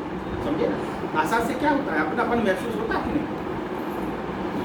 विवेश पोते जी का बेटा लंदन में गया है, तो उधर कोई मराठी मिल जाता तो एकदम हाथ खुल जाती, और इधर तो सब बोलते थे कुछ नहीं, है ना? लेकिन उधर कोई मिला तो कैसा लगता? भाषा से आत्मीयता होती है। संतों की विशेषता है कि उन्होंने लोक भाषा में, जो सामान्य भाषा थी, उसमें अपने दर्शन किए। ऐसी बात है। तो सुबह कच्चे केले की पेटिस खाई थी और दही की चटनी। तो आज सब उपवास का है तो पेट भर के खा लेना। अच्छा, आधा पौना घंटा बैठना। अच्छा, हम ये कहते हैं, देखो तरीका बताते आप कि एक क्या कहते हैं, ग्रास कहते हैं ना, वैसे तो ग्रास कहते हैं, ग्रास माने घास नहीं। हमने क्या कहा, सारी भाषाएं एक दूसरे से मिलती जुलती है, तो इंग्लिश के लिए बहुत क्रेज नहीं रखना। ग्रास समझते ना, ग्रास निवाला को संस्कृत में कहते हैं ग्रास, संस्कृत में ग्रास कहते हैं और इंग्लिश में घास कहते हैं। ग्रास माने घास, होता है कि नहीं? तो सब ऐसा ही है, एक ने वो पकड़ लिया, एक ने वो पकड़ लिया। तो एक निवाला खाना और फिर बोलना राम रामेति रामेति रमे रामे मनोरमे सहस्रनाम तत्तुल्यं राम नाम वरानने। दूसरा निवाला खाना, ये मंत्र बोलना, बैठना ना 2 घंटे आराम से। आपके लिए अच्छा सा सब टेबल सजाइए, नहीं कर सकते, जल्दी है बहुत। अच्छा, आज खाने में काफ़ी लोग आएंगे हैं। हमारे बहुत से मित्रों का फोन आया, बोले आज आपने उपवास का बनाया है तो हम जरूर आएंगे, लेकिन अब हम जल्दी नहीं आ पाएंगे। तो हमने कहा भाई 2 बजे आना, और तुम में से भी कोई संकोच नहीं करना। किसी को संकोच लगता है, बोले ठीक 2 बजे आएंगे तो किसी को लगेगा खाने के लिए आए, ऐसा नहीं है। ये सत्संग भी सत्संग है और वो भोजन भी सत्संग है। किसी कारण से अगर तुम 11 बजे नहीं आ पाते तो कोई दिक्कत नहीं है, तो 2 बजे आ जाओ, ठीक है? हाँ, सत्संग भी किया तो वो जो खुराकी है वो पेट की है और ये है मन की। सत्संग में आए तो दोनों मिलेंगी, नहीं तो अपने कभी देरी। अब देखना, अब कुछ लोग इसमें गड़बड़ करेंगे, छुट्टी ले लेंगे अगले संडे को, बोले गुरुजी ने तो कहा है अभी 2 बजे आना। ऐसा सामर्थ्य के विरुद्ध नहीं जाना। अगर आपके अंदर सामर्थ्य है बैठने की तो अपने आना, अपने कुर्सियाँ डली हैं उस पर बैठ जाना, कोई दिक्कत नहीं। तो एक निवाला खाना, फिर बोलना राम रामेति रामेति रमे रामे मनोरमे सहस्रनाम तत्तुल्यम राम नाम वरानने। ठीक है ना? याद हो गया कि किसी को याद नहीं हुआ? नहीं हुआ? कशिश को याद नहीं हुआ है? हुआ? बोलो, चलो बताओ, जोर से बोलना है, जोरात सांगा, बोलो। राम रामेति रामेति रमे रामे मनोरमे, ये शब्द है ना तुम्हारे कानों में गूंजने चाहिए। रात को ना, रात को कुछ नहीं, इतना भर के जाओ यहाँ से, इतने चार्ज होके जाओ। रात को तुम्हें नींद में भी राम रामेति रामेति रमे रामे मनोरमे सहस्रनाम तत्तुल्यम राम नाम वरानने मानसिक जाप होता रहेगा। वैसे हमारे शास्त्र में बताया है, सोते समय अगर आप मंत्र बोल के सोते हैं, इसलिए हमने कहा सोते समय 7 मंत्र बोलना। हमने आपको बहुत बार सुनाया, सोते समय कितने बार मंत्र बोलना? कोई सा भी, गायत्री मंत्र बोलो, महामृत्युंजय मंत्र बोलो, नवकार मंत्र बोलो, ओम नमो भगवते वासुदेवाय बोलो, कुछ भी बोलो सोते समय। बोले गुरुजी 7 से ज़्यादा बार नहीं बोल सकते, एक माला करो, कितना भी करो, लेकिन आखिरी में फिर उंगली पे 7 बार गिनना। कितना भी बोलना, 1 घंटे जाप करो, 2 घंटे जाप करो। एक मौलवी थे, मौलवी, तो मौलवी ने क्या किया, माला से जाप करते ना, ऐसे मुस्लिम भी माला से जाप करते, पता है तुम्हें? नहीं, मोती की माला हाथ में रहती है उनकी। मुस्लिम लोग भी मंत्र जाप उसी से करते, क्रिश्चियन भी करते, बुद्धिस्ट भी करते। ये जो माला रोसरी कहते ना, इसका जो है ये जो चलन है वो दुनिया के हर धर्म में है। एक दिन एक मौलवी ने ये कह के माला तोड़ दी कि हे परवरदिगार, जब तू हमें बिना गिने देता है तो हम गिन के तेरे नाम क्यों लें? नहीं समझे? नहीं समझ गए? अच्छा, एक और विशेषता है, ये हिंदुस्तानी समाज या प्रबुद्ध समाज की विशेषता है, जब समझ में नहीं आता है तो जोर से बोलता है, और जब समझ में आता है तो मौन हो जाता है। ये विशेषता है। जब तुम समझ जाते हो तो उस समय तुम अपने आचरण में डालने की कोशिश करते हो, फिर और गहराई में जाने की कोशिश करते हो, इसलिए मौन हो जाता है। इसलिए मेरे प्रश्न का उत्तर कई बार नहीं मिलता है तो उसका अर्थ बताना हम ऐसे करते हैं ईमानदारी से, ये आप लोग सब नहीं, हकीकत है, हकीकत है। तो एक ग्रास लिया और उसके बाद फिर अच्छा, हम तो हाथ में माला लेके नहीं, वैसे पहन लेते माला, थोड़ा भेष तो बनाना पड़ता है कि नहीं? और नहीं तो क्या है, अभी हम तुम्हारे जैसे कपड़े पहनेंगे तो आगे आने वाला, फिर हमसे एक बार हम हमारे चंद्र प्रभु सोसाइटी में रहते थे तो पानी डालते, एक सज्जन आए, सूट बूट में कार से उतरे और इतना पैंट पहना हुआ था 3/4 ऐसे ही ना, पूरा तो मेरे वैसा हो जाता। और हम गली उसमें बगीचे में पानी रोज डालते थे, रोज का क्रम था, 2-3 घंटे खाने से पहले, नाश्ते से पहले हम रोज बगीचे में पानी डालते थे। वो मेरे पास आए, बोले योगीराज जी कहाँ रहते? समझ गए ना? नहीं समझ गए, इसलिए जरा अभी सत्संग में ऐसे कपड़े पहन लेते, नहीं तो देखो सब ऐसे साधु के कपड़े पहनने से आपका भाव हो जाता है प्रणाम करने का, तो इसी बहाने तुम्हारे मुँह से प्रणाम शब्द तो निकलता है, इसी बहाने राम राम तो निकलता है तुम्हारे मुँह से। नहीं तो पेंट शर्ट वाले को तो तुम राम राम नहीं कहोगे, गुड मॉर्निंग, गुड आफ्टरनून, लेकिन हमसे तुम गुड मॉर्निंग नहीं करोगे। थोड़ी तो लाज आएगी कि नहीं आएगी? भाई बोलो मुझे है तो जरा प्रणाम करें। हम बाहर के देशों में जाते हैं, वो लोग बोल नहीं पाते, प्रोनाउंसिएशन उनका ठीक नहीं होता है, यूरोपियन अमेरिकन देशों के लोग, लेकिन फिर भी वो एक संत के हिसाब से माला वाला पहनी होती है, तो वहाँ थोड़ी ऐसी ड्रेस में उनकी थोड़ी अलग ऐसे पहन ली।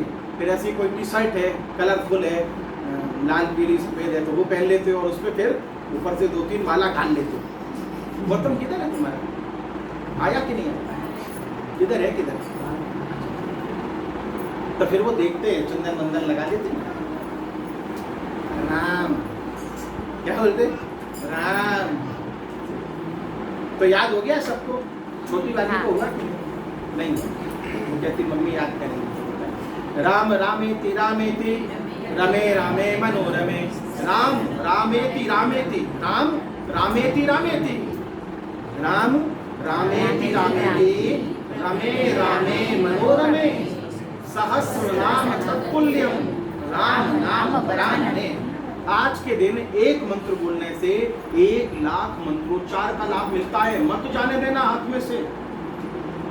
और भोजन करते समय भी एक ग्रास लिया और फिर राम रामेति रामेति रमे रामे मनोरमे सहस्रनाम तत्तुल्यम राम नाम वरानने। ओम नमो भगवते वासुदेवाय। स्वाहा। आहार को हवन बना देना है। ये हवन कुंड है कि नहीं, या कचरा पेटी है? कुछ भी हो बोले, बना दिया। नहीं, डस्टबिन नहीं है ये। इसमें भगवान रहता है तुम्हारे हृदय में, और एक एक चीज तुम्हारे हृदय को स्पर्श करके जाती है। फिर मदिरा कैसे जाएगी तुम्हारे पेट में? नॉनवेज कैसे जाएगा तुम्हारे पेट में? अभक्ष पदार्थ नहीं जाने चाहिए। हाँ, तुम काली के भक्त हो तो बात अलग है, जो भी हो तो ऐसे तो ऐसे सारे देवी देवता हो, कोई भी हो, शुद्धि चाहिए। जैसा अन्न होगा वैसा मन होगा, जैसा अन्न होगा वैसा मन होगा, जैसी वाणी होगी वैसा, जैसा पानी होगा वैसी। अब जैसे पानी लिया आपने, कांच के गिलास में लेना, इसमें कुछ करना, उसमें दिखता है इसलिए लिया ऐसे, और जैसे हाथ पे पानी लिया और कांच के गिलास में हाथ पे रखा, और इधर क्या किया? अब कुछ भी बोलो तो, या तो कलमा पढ़ो, या बाइबल पढ़ो, या रामायण पढ़ो, या गीता पढ़ो, या नवकार बोलो, कुछ भी, चार्ज हो गया पानी। इसके जो मॉलिक्यूल्स हैं वो चार्ज हो गए, और फिर वो पानी पीना। आप लेबोरेटरी में टेस्ट कराना, 5 मंत्र बोल के कांच के गिलास में पानी लेना, लेफ्ट हाथ पे रखना हथेली पे, हथेली में से ऊर्जा, और राइट ऐसे रखना। राम रामेति रामेति रमे रमे सहस्रनाम तत्तुल्यम, क्योंकि 1 लाख पावर है ना इसमें। कितना है आज के दिन? 1 लाख पावर। राम रामेति रामेति रमे रामे मनोरमे सहस्रनाम तत्तुल्यम राम नाम वरानने। ऐसे 5 बार बोल के और पानी पीना। देखो पानी का गुण धर्म बदल जाएगा। ठीक है, जैसा अन्न होगा वैसा मन होगा। तुम देखना अपने यहाँ संत हुई घटना को दोहरा लेते हैं। राबिया नाम था, राबिया जंगल में बैठी हुई थी अकेली। राबिया को इसका भी भान नहीं था, कपड़े का भी, इतनी ऊंची संत थी। लोग पूछते हैं कि योगीराज जी आपके जैन धर्म में ये दिगंबर क्यों होते हैं तीर्थंकर? हमने कहा ये कपड़े का संबंध नहीं है, उन्हें भान ही नहीं होता है शरीर का, बॉडी कॉन्शियसनेस बिल्कुल भी नहीं है। शरीर को काट भी दिया, और इसका उदाहरण है कि महावीर स्वामी के कान में इतनी बड़ी खीला लोहे का, जो पशुओं को बांधने के लिए ठोकते हैं, उनका पशु हो गया और आए, बोले कहाँ गया मेरा पशु?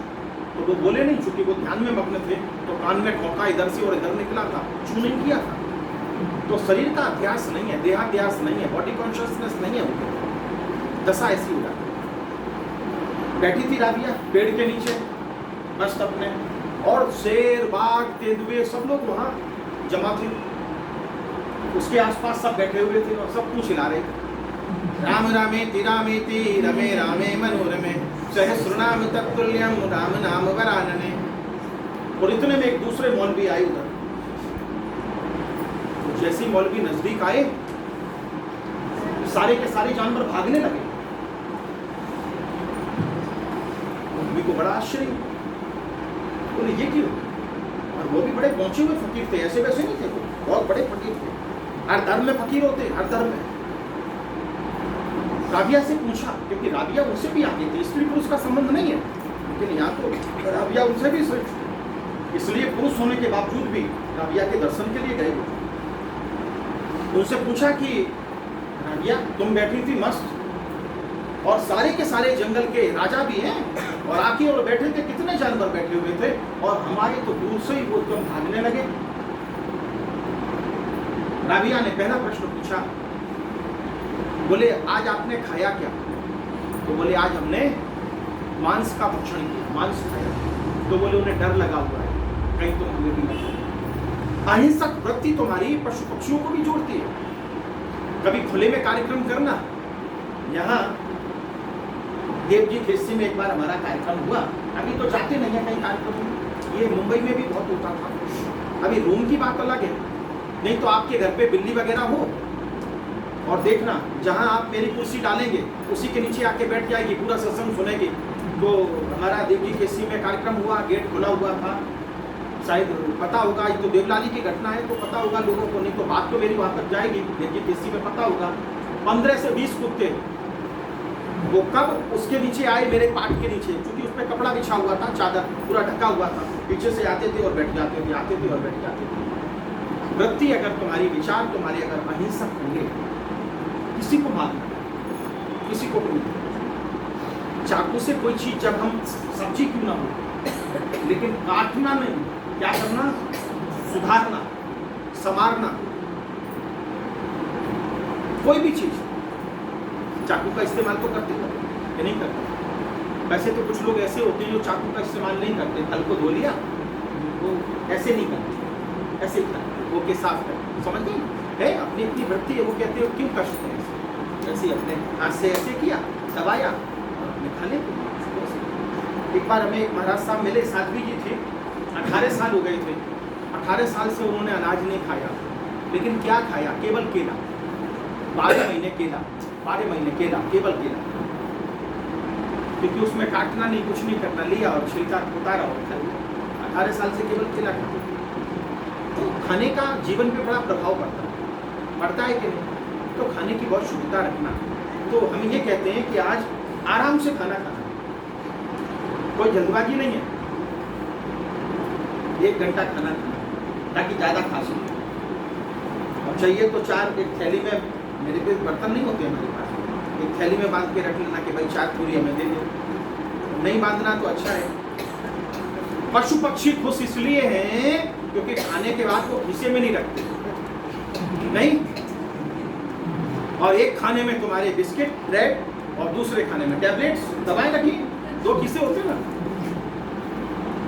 और उनके किसी जेब तो होती नहीं, जेब का सिस्टम नहीं है, पेट में खाया वो खाया, पॉकेट का वो चिंता नहीं करता, भूख लगी तो मिल जाता, भगवान उन्हें ताजा ताजा देता है।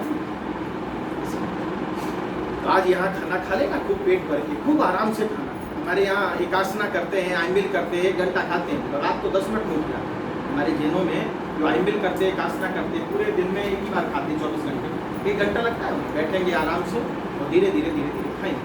तो आज आराम से आप खाना, 1 गिलास लिया, पहले मंत्र बोलना, फिर खाना, और फिर तोड़ते तोड़ते फिर एक और मंत्र बोल लेना और फिर खाना। 1 गिलास पे 2 मंत्र बोलेंगे। तो आज ये मंत्र बोलने से शास्त्रों में लिखा है, शास्त्र तो छूट नहीं हो सकते, क्योंकि आज इस मंत्र का उपवास के साथ, तो उपवास की भी व्यवस्था है, खाना मंत्र का जाप करते हैं। कौन सा मंत्र बोलोगे? राम रामे रामे रमे रामे हर सहस्रनाम तत्तुल्यं राम नाम वरानने। याद हो गया ना? ऐसे 2-4 बार। योगिनी जी, हो गया याद? बोलो बोलो बोलो बोलो बोलो।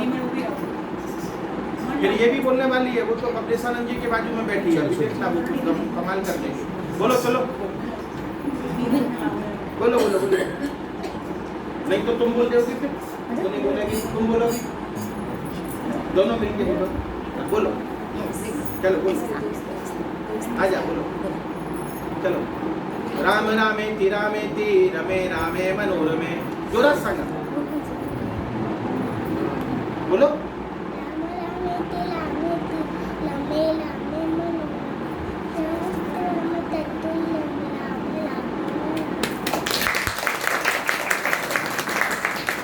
नंबर आए, चलो बोलो बोलो। जोरात सांगा, जोरात। अब क्या आप शर्म आ गई? ठीक है, तो लगभग सबको याद हो पूरे दिन अपने। ऐसे कोई धर्म तो नहीं हो जाएगा, बोले नहीं हम राम का क्यों नाम लें, नहीं शाहरुख खान का नाम लोगे तो चलेगा, उससे धर्म नहीं जाता है तुम्हारा। अमिताभ बच्चन का नाम लोगे तो चलेगा, उससे धर्म नहीं जाता। परमात्मा का नाम लेने से धर्म चला जाएगा। वो राम है कि तुम्हारे रोम रोम में बसा हुआ है। ये राम किससे बना? रोम से, समझ गए?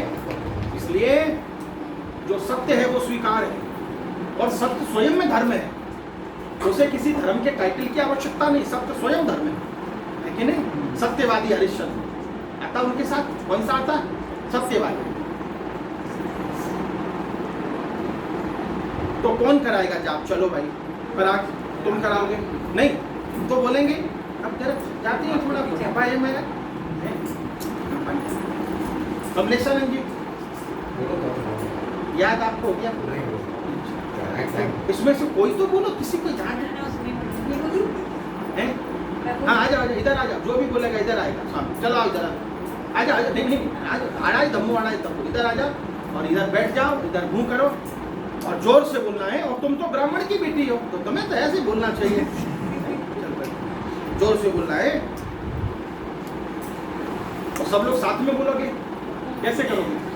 ये अपनी ध्वनि यही रहेगी, राम रामेति रामेति रमे रामे मनोरमे सहस्रनाम तत्तुल्यम राम नाम वरानने। और चारवीं बहन से निवेदन है कि सबका वीडियो बनाए ताकि हमें ये पता चले कितने लोग बोले और कितने नहीं बोले, किसे खाना देना है किसे नहीं देना है। ठीक है, ऑनलाइन है, be careful, everything is online.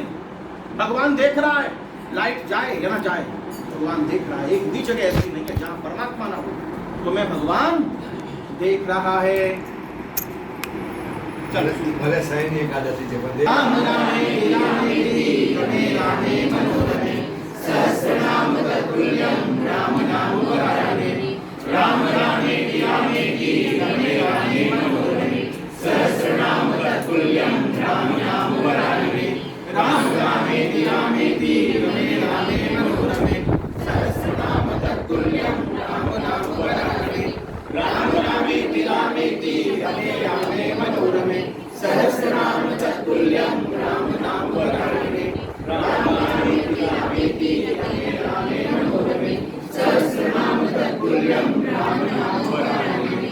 Ram रामे रमे रामे मनोरमे सहस्रनाम तत्तुल्यम राम नाम वरानने। राम रामे रमे रामे मनोरमे सहस्रनाम तत्तुल्यम राम नाम वरानने। राम रामे रमे रामे मनोरमे सहस्रनाम तत्तुल्यम राम नाम वरानने। राम रामे रमे रामे मनोरमे सहस्रनाम तत्तुल्यम राम नाम वरानने। राम रामे रमे रामे मनोरमे सहस्रनाम तत्तुल्यम राम नाम वरानने। राम रामे रमे रामे मनोरमे सहस्रनाम तत्तुल्यम राम नाम वरानने। राम रामे रमे रामे मनोरमे सहस्रनाम तत्तुल्यम राम नाम वरानने। राम रामे रमे रामे मनोरमे सहस्रनाम तत्तुल्यम राम नाम वरानने। राम रामे रमे रामे मनोरमे सहस्रनाम तत्तुल्यम राम नाम वरानने। राम रामे रमे रामे मनोरमे सहस्रनाम तत्तुल्यम राम नाम वरानने। राम रामे रमे रामे मनोरमे सहस्रनाम तत्तुल्यम राम नाम वरानने।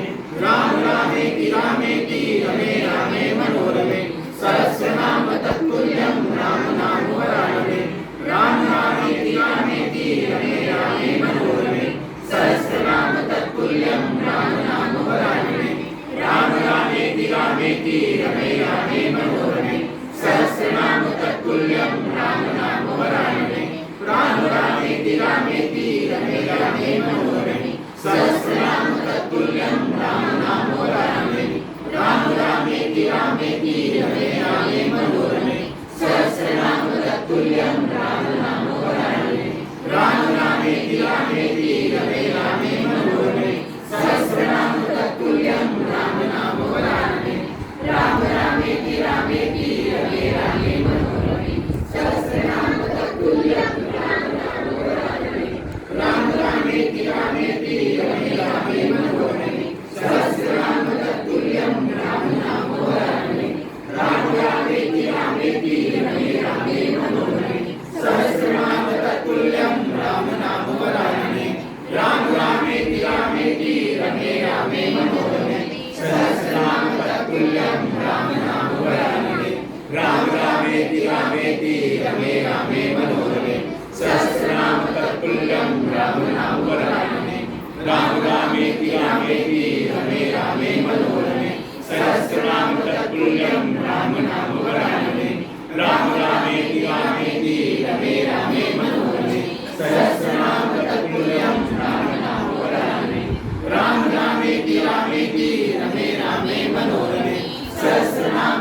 तत्तुल्यं राम नाम वरानने राम रामेति रामेति रमे रामे मनोरमे सहस्रनाम तत्तुल्यं राम नाम वरानने राम रामेति रामेति रमे रामे मनोरमे सहस्रनाम तत्तुल्यं राम नाम वरानने राम रामेति रामेति रमे रामे मनोरमे सहस्रनाम तत्तुल्यं राम नाम वरानने राम रामेति रामेति रमे रामे मनोरमे सहस्रनाम तत्तुल्यं राम नाम वरानने राम रामेति रामेति रमे रामे मनोरमे सहस्रनाम तत्तुल्यं राम नाम वरानने राम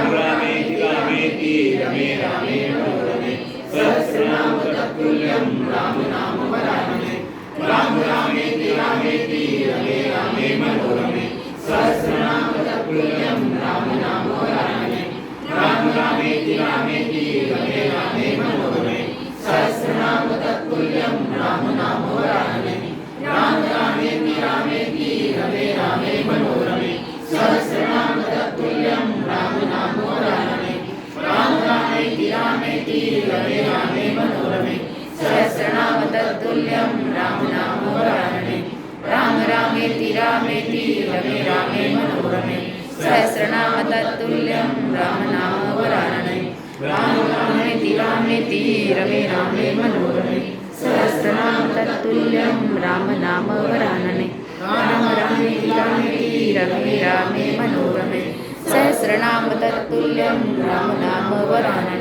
राम रामेति रामेति रमे रामे मनोरमे सहस्रनाम तत्तुल्यं राम नाम वरानने राम रामेति रामेति रमे रामे मनोरमे सहस्रनाम तत्तुल्यं राम नाम वरानने राम रामेति रामेति रमे रामे मनोरमे सहस्रनाम तत्तुल्यं राम नाम वरानने राम रामेति रामेति रमे रामे मनोरमे सहस्रनाम तत्तुल्यं राम नाम वरानने राम रामेति रामेति रमे रामे मनोरमे सहस्रनाम तत्तुल्यं राम नाम वरानने राम रामेति रामेति रमे रामे मनोरमे सहस्रनाम तत्तुल्यं राम नाम वरानने राम रामेति रामेति रमे रामे मनोरमे सहस्रनाम तत्तुल्यं राम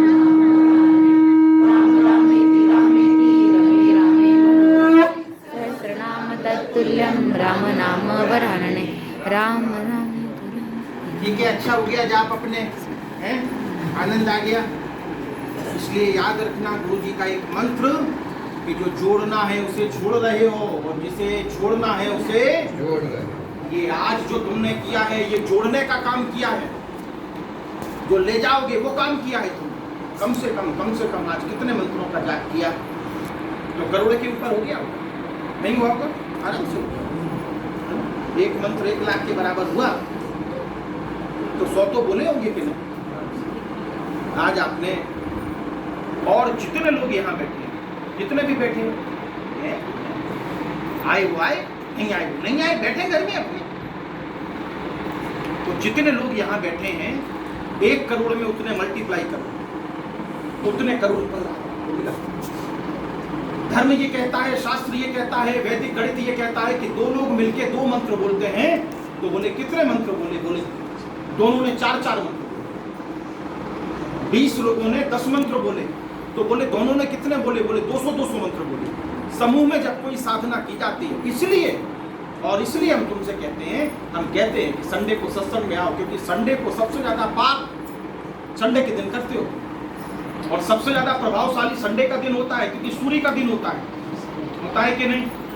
और सबसे ज्यादा घमासान उसी दिन होता है। यहाँ आ गए तो एक तो चीज है, अगर हमने तुम्हें कुछ दे नहीं दिया सत्संग में तो इतना भी है कि तुमने कुछ घुमाया भी नहीं है। संसार में तो तुम घुमा रही हो, मिल तो कुछ नहीं रहा है, लेकिन जा रहा है तुम घाटे का सौदा कर रहे हो। यहाँ आके कम से कम तुमने घाटे का तो सौदा नहीं किया। इस चीज को कभी फिर तुम्हारे आगे आने वाली पीढ़ियां महसूस करेंगी कि सत्संग का क्या मतलब। समूह में जब तुम आते हो तो जितने लोग बैठ के यहाँ सत्संग करते हैं, इतने लोगों का उरा, इतने लोगों का मंत्र जाता है। हो सकता है कल 200 रुपए की जरूरत हो और कल 200 रुपए ना मिले तुम्हें, वो बात अलग है। लेकिन एक दिन आएगा जब तुम हॉस्पिटल में होगे, डॉक्टर ये कहेगा कि अरे भाई अभी तो इंजेक्शन भी नहीं आया था और तुम ठीक हो। एक हैदराबाद की घटना है, रमीला बहन करके मेरे पास आती थी बुलंद से। आई, शाम को हम खाना खाने के लिए बैठे हुए थे, चौबियार का टाइम था हमारा। रोते रोते आई एकदम, शायद पहली बार आई, हाँ बराबर पहली बार, उससे पहले वो हमारे यहाँ कभी नहीं आई। एक हमारे सत्संगी मित्र थे, वो लेके आए और आके रोने लगी, बोले गुरुजी हमारे परिचित हैं, रिलेटिव हैं, उनकी बहू 27 साल की है और 6 महीने का बच्चा है, सीवियर कैंसर, हैदराबाद में भर्ती हैं और डॉक्टर ने ये कहा है कि अभी सब रिश्तेदारों को इकट्ठा करो, कुछ घंटे की मेहमान है। तो हमने कहा बेटा क्या हो सकता है। और तब एक ही रूम था हमारा, ऊपर रहते थे वहाँ, ऐसे ही बैठे थे, बोरी पे बैठ जाते थे, आलू प्याज की भुनी होती है, बोरी होती है, कंतान होती है, उस पर हम बैठते थे। तब भी हम खुश थे, आज भी हम खुश हैं, और जब कुछ नहीं रहेगा तब भी हम खुश होंगे, क्योंकि जो जोड़ना है वही हम जोड़ रहे हैं और जो छोड़ना है वो हम छोड़ रहे हैं। इसलिए इस पे बैठे हैं, तो हम सिंहासन पे बैठे हैं, लेकिन सिंहासन मेरे मन में नहीं बैठा है, मेरे मन में तो एक ही गुरुदेव है, मेरे तन में, मन में, सब में। तो हमने खाना एक तरफ रखा, उनके दुख में दुखी हो गए, स्वाभाविक है, किसी के खुशी में खुशी ना हो पाओ कोई बात नहीं, लेकिन दुख में तो दुखी हो ना। पहले पत्र लिखते थे, किसी को संवेदनात्मक तो नीचे लिखते थे आपके दुख में दुखी, लेकिन खुशी में ये नहीं लिखते थे आपकी सुखी, उसमें खुशी, ऐसे नहीं लिखते थे, लेकिन जरूर लिखते थे किसी के दुख में दुखी। खाना एक तरफ रखा, उनका बेटा आप क्या कर सकते हो, बोले गुरुजी बड़ी आस लगा के आए, आप कुछ भी हमें दे दो। तो मेरे पास चंदन का बुरादा, चंदन जो होता है उसका बुरादा, उसे वासक्षेप कहते हैं। आक्षेप माने फेंकना, वास माने सुगंधी, इसलिए वासक्षेप उसका नाम होता है। संधि करके आप लोगों को समझने के साथ बताते हैं। तो मेरे पास पोटली थी, हाथ धोए और उसमें से थोड़ा सा हमने वो निकाला, तो हमने कहा भाई देखो ये समझ लेना, हम सबसे दुनिया में बेकार के आदमी हैं, सबसे बड़ा नापास कोई हो तो हमें, नहीं तो भर जाता सत्संग का हॉल, या पूरी भीड़ होती है, सबसे नापास हमें, लेकिन फिर भी तुम्हारी श्रद्धा है तो चलो। बोले गुरुजी एक फोटो भी दे दे। तो उन दिनों हमारा बहुत पुरानी फोटो हुआ करता था, उसमें बाबा जी का भी फोटो था, मेरा भी था, ऐसे छोटे फोटो किसी ने दिए होंगे, कोई बनाते तो नहीं है, आप ही लोग बना के ले आते, श्रद्धा से ले आते तो ले आते, फोटो था, मैं फोटो दे दिया और बोली अभी स्टेशन पे जा रहे, जो भी ट्रेन मिलेगी, क्योंकि वहाँ अभी जल्दी पहुँचना है बस। वहाँ जब पहुँची, हॉस्पिटल का एड्रेस दिया हुआ था, तो हॉस्पिटल में पूछा कि बोले इस बेड पे, इस कमरे में, ये नंबर, जो भी तुम्हारा सिस्टम होता है हॉस्पिटलों का, बोले पेशेंट नहीं है। और वो दाढ़ मार मार के रोने लगे। सीधा फोन लगाया घर पे फोन लगाया तो उसी ने उठाया जिसके लिए वो रो रही थी। हेलो, आवाज तो पहचानते ना वो, वापस तुम बोल रही, हम हॉस्पिटल में आए, सुन रहे हो ना, सोनी रहे। बोली रात को 12 बजे की घटना है, हम तो बेहोश पड़े हुए थे, अचानक कोई सफेद कपड़ा पहन के आया, मेरे सिर पे हाथ रखा और सिर पे कुछ डाला चंदन जैसा, और उसी समय हम स्वस्थ हो गए, पूर्ण स्वस्थ हो गए। रात को 2:30 बजे डिस्चार्ज मिला, वो लोग सुनेंगे मेरा वीडियो सुनेंगे। रात को 2:30 बजे डिस्चार्ज मिला और घर पे हम आ गए। अब यहाँ से जो भी घंटे लगे होंगे इन भी, उस समय सीरियस थी, सत्संग वो काम आता है, भगवान ना करे, लेकिन जब सब साथ छोड़ देंगे ना, वो छोड़ने तो वाले हैं। अब तो शमशान तक भी साथ नहीं देते हैं लोग, कोरोना का नाम लेके। आना चाहिए लोगों, तुम कितना भी करो किसी के लिए, आखिरी में वो तुम्हारे लिए करने वाले नहीं। वाल्मीकि ने पूछा था पत्नी से, बच्चों से, बेटी से, बेटियों से कि भाई जो हम पाप कर करके ये जो खजाना ला रहे हैं लूट लूट के, जब आखिरी दिन आएगा, जब सजा हमें मिलेगी, तो तुम थोड़ा तो कम से कम, अगर फांसी भी मिली तो रुमाल को लगा दोगे तुम के? बोले नहीं, तुमने किया तुम लोगों को। तो बोले हमारा कमाया हुआ अगर तुम खा सकते हो, पाप की कमाई अगर तुम खा सकते हो, तो पाप का परिणाम में तुम भागीदार क्यों नहीं? तो हर व्यक्ति ने शास्त्र का उदाहरण दे दिया, जो करता है वो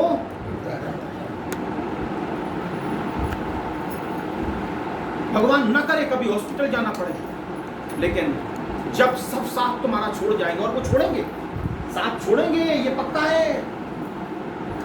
5 प्रश्न पूछे थे यक्ष ने, किससे? थोड़ी थोड़ी तो घर में जीवित है। युधिष्ठिर ने, युधिष्ठिर से 5 प्रश्न पूछे थे, किसने? यक्ष ने। क्योंकि पहला भाई गया, लौट के नहीं आया, प्यासा था। दूसरा भाई जाता है, लौट के नहीं आया, प्यासा था। तीसरा भाई जाता है, लौट के नहीं आया। चौथा भाई गया, लौट के नहीं आया। और गए कहां थे? तालाब पे गए थे पानी पीने के लिए। लेकिन यक्ष ने कहा है पानी को स्पर्श नहीं करना, नहीं तो मर जाओगे। लेकिन प्यास इतनी तेज थी वो पी लिया। लेकिन इधर देखा प्यास से तड़प रहे थे, तो जैसे ही पानी की तरफ हाथ बढ़ाया, यक्ष ने प्रश्न किया, सावधान।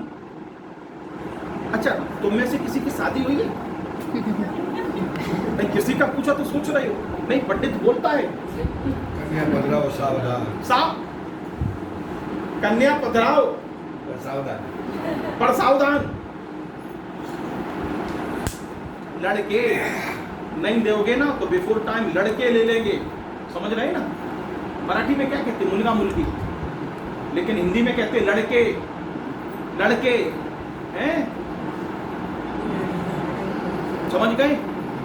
अगर नहीं दिया तो कैसे ले लेंगे? रोज बहन कह रही बिल्कुल बराबर, लड़के ले लेंगे, झगड़ के ले लेंगे। है कौन तुम्हारा? जब कोई तुम्हारे काम नहीं आएगा तब ये धर्म तुम्हारे काम आएगा। एक दिन में कुछ नहीं होने वाला। ये तो तुम्हें बहुत बड़ा चांस मिला है। यहाँ हम तुम्हें तुम्हारे नाम से बुलाते हैं, तुम्हें फोन करते हैं, तुम्हारा पूछते हैं। दूसरी जगह जाओगे तो सड़ते रहोगे। 4 दिन पहले रूम बुक कराना, रूम के पैसे देना, और फिर भी जगह नहीं मिलेगी। हाँ, अच्छा लगेगा। और इतने प्रेम से कि जहाँ की सत्संग में देवी देवता आते हैं, इसके प्रमाण हम तुम्हें 50 दी सकते। घर पे पहुंची, उन्हें बड़ा आश्चर्य हुआ। जब वहां पे पहुंची वो देख के दंग रह गई। महिला बहन ने उनसे पूछा कि सुना है तुम हॉस्पिटल में थी। बोले रात को घटना हुई, कोई सफेद कपड़े पहने हुए, उन दिनों हम पछड़ी पहनते थे, और नीचे लुंगी जैसी और ऊपर ऐसे पछड़ी, क्योंकि मेरे पास ये कपड़े थे नहीं, ये तो दिए हुए हैं, ये लोगों के दिए हुए हैं। रात को कोई आया, सिर पे मेरे हस्तक्षेप डाला, बात पूरी हो गई। करीब 2 साल के बाद उस फैमिली को जाना था शिरडी। अचानक उन्हें याद आया, बोले उन दिनों फिर तब तक रमीला बहन जो थी वो आ गई, नासिक में रहने लगी, यहाँ देवलाली में। फोन किया, बोले शिरडी जाने वाले हैं, और शिरडी के लिए उतरना तो यही था नासिक में। हैदराबाद से ट्रेन आई, नासिक उतरे। फोन किया तो बोले हम देवलाली में हैं। तो बोले देवलाली में घर कहाँ पे? बोले अभी हम घर पे नहीं है, अभी ये एक चंद्र प्रभु सोसाइटी है, उधर योगीराज करके हैं, ये सुन रही होंगी, भले आज आती नहीं है मेरे पास, वो बात अलग है। अच्छे लोगों के पास ज्यादा देर तक लोग नहीं टिक पाते, और जो टिके हैं तो सौभाग्यशाली है। तो वो हमारे एड्रेस पे आई, बोले यहाँ सत्संग चल रहा। और जैसे ही उसने हमें देखा, आप समझ सकते हो, रोमांचित हो गई वो। हमने कहा बेटा अंदर आओ, तुम लोग कहाँ के हो? आंख से आंसू बहने लगे। बहन ने कहा रो क्यों रही हो भाई? अब उन्हें कुछ पता नहीं, लेकिन वो स्त्री 27 साल की उम्र बार बार हमें देख रही थी। आखिरी में जब सब लोग चले गए, तब रात को 2-2, 3-3 बजे तक सत्संग चलता था। आप सबको पता होगा, पुराने जो लोग हैं, पूरी रात बैटरी पे निकल जाता था। आखिरी में जब फिर हम अपने मंच से, कैबिन में से बाहर आ जाते थे, आके पैर पकड़े, बोले गुरुजी तुम ही थे उसका। और फिर भी अगर तुम्हारा नसीब साथ नहीं दे रहा है तो हम तुम्हारे कोई नसीब को बना नहीं सकते। नसीब को कैश मत करो, समझ रहे हो? भूख लगी है और एक रोटी का टुकड़ा अगर तुम्हारी जेब में पड़ा है तो खा ले, उसे सड़ाओ मत, खराब मत करो। पुण्य से पुण्य का उपार्जन करो, पुण्य से पाप का उपार्जन मत करो। परमात्मा ने पैसा दिया है या समय दिया है। थोड़े दिन पहले एक भाई ने, हमारी छोटी बहन ने एक हमें व्हाट्सएप किया, आजकल तो जमाना मोबाइल का है, उसमें बड़ी अच्छी बात, एक विशेष बैंक, हमें ये पता है कि हमारे कोई भी मित्र हमें कोई बैंक का वो भेजने वाले नहीं, क्योंकि साल में एक बार तो हम बैंक में जाते हैं, रोज तो कभी जाते नहीं। तो एक विशेष बैंक हमने कहा भाई भेजा है तो देना, देखते बोला। 1-1.5 मिनट का वीडियो था, उसमें दिया था कि दुनिया का एक खाता जिसमें यह कहा जाए कि प्रतिदिन आपके खाते में जमा नहीं करना है कुछ भी, प्रतिदिन आपके खाते में 84,200 रुपए आएंगे प्रतिदिन। सुबह उठते ही मोबाइल में मैसेज आएगा 84,200 रुपए तुम्हारे खाते में आ गए, और दूसरे दिन तक वो 84,200 रुपए तुम्हें रोज के रोज खर्च करने हैं। कैसे खर्च करोगे ये तुम्हारे ऊपर है, और अगर खर्च नहीं कर पाए तो दूसरे दिन बैलेंस तुम्हारा जीरो हो जाएगा। फिर नया दिन होगा, फिर से तुम्हारे खाते में, ऐसा प्रधानमंत्री जी ने घोषणा की है कि प्रतिदिन सबके खाते में 84,200 रुपए आएंगे रोज खर्च करने। टाइटल था एक विशेष बैंक, फिर उसमें दिया था कि हाँ ऐसा ही है, प्रतिदिन जैसे ही तुम सुबह उठते हो परमात्मा 24 घंटे की 84,200 से तुम्हें देता है। अब तुम उसे खर्च करते हो तो ठीक है, और नहीं करते हो तो दूसरे दिन आने से पहले वो क्या हो जाती है, जीरो। अब क्या करना है बोलो, क्या करना है? व्यभिचार में खर्च करोगे, दुराचार में खर्च करोगे, पापाचार में खर्च करोगे इन श्वासों को, या सदाचार में खर्च करोगे, तो तुम्हारी दुनिया में सबसे कीमती कोई है तो श्वास है।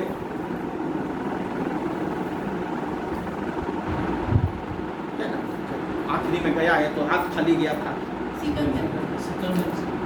वैद्य से बोलता है सब कुछ देने को तैयार है, केवल 2 मिनट के लिए, तब मिनट नहीं कहा जाता होगा, जो भी उनकी भाषा में कहा जाता है, 2 घड़ी के लिए हमें बचा लो, केवल 2 घड़ी के लिए।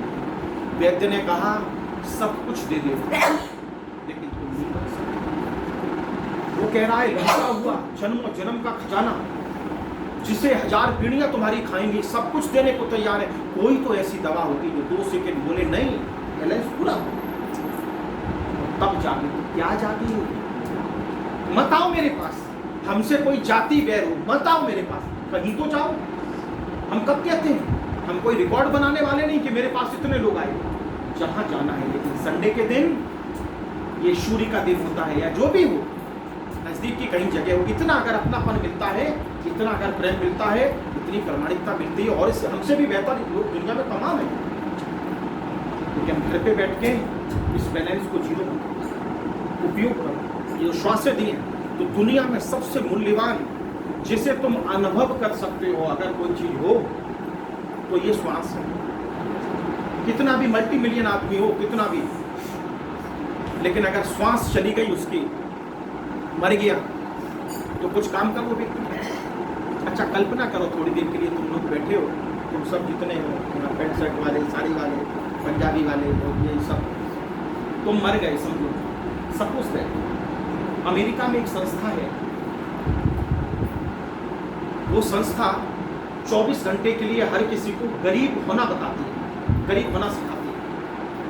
अमेरिकन जो हैं उनमें वहाँ के प्रेसिडेंट भी एक दिन के लिए उस संस्था में जाते हैं, जब घर से कुछ भी नहीं ले जाना पड़ता है, खुली छत के नीचे सोना होता है, मच्छर की कोई ट्यूब नहीं होती है उनके पास, कोई कुछ नहीं, और सादा सा खाना हाथ में दिया जाता है, सड़क के किनारे सोना होता है। एक दिन सबको गरीबी का एहसास कराया जाता है। अमेरिका में एक संस्था है, समझो थोड़ी देर के लिए इसी समय, और गुरुजी के यहाँ तुम अभी लेट हो, क्या करोगे? गुरुजी कोई राम रामेति रामेति करके गंगा जल छाट के जिंदा नहीं करते, क्योंकि जिंदा करके भी कितनी बार करेंगे? रामकृष्ण आए इस धरती पे, सब आए और चले गए, मिला है, एक दिन तो बंद होगा कि नहीं होगा? कल्पना करो, अभी तुम्हारी बैठी हुई पत्नी, अभी तुम्हारे बैठे हुए पति, तुम्हारे बच्चे, तुम्हारे पड़ोसी, और ये तुम्हारे गुरुजी, कोई काम नहीं आ रहा, मर गई, क्या करेंगे? एम्बुलेंस बुलाएंगे, हॉस्पिटल में लेके जाएंगे। अगर हॉस्पिटल में मना कर दिया तो हाँ गुरुजी तो तुम्हें लाएंगे इधर। गुरुजी क्या करेंगे? सुन रही हो ना? गुरुजी लाएंगे तुम्हें इधर, यहाँ सुलाएंगे, लेकिन ये गारंटी से तुम्हारी ये बैठे हुए सब, एक भी तुम्हें घर वापस नहीं ले जाएंगे। ले जाएंगे? बोली मरे गए तो घर पे क्या ले जाएंगे?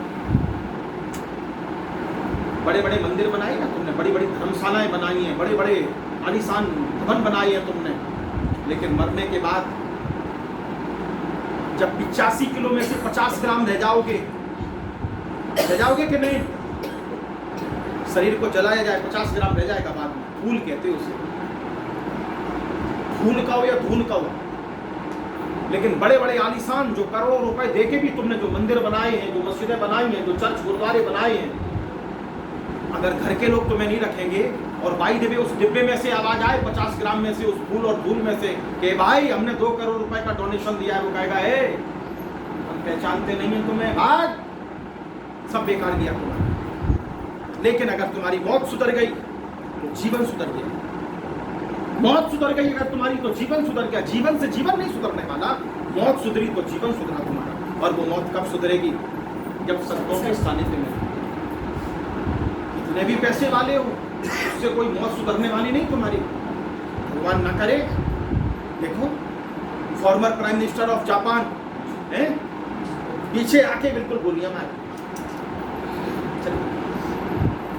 दुनिया का एक ऐसा व्यक्ति था, घर की शक्ल नहीं देख पाया, पत्नी से नहीं मिल पाया, बच्चों से नहीं मिल पाया, वहीं पे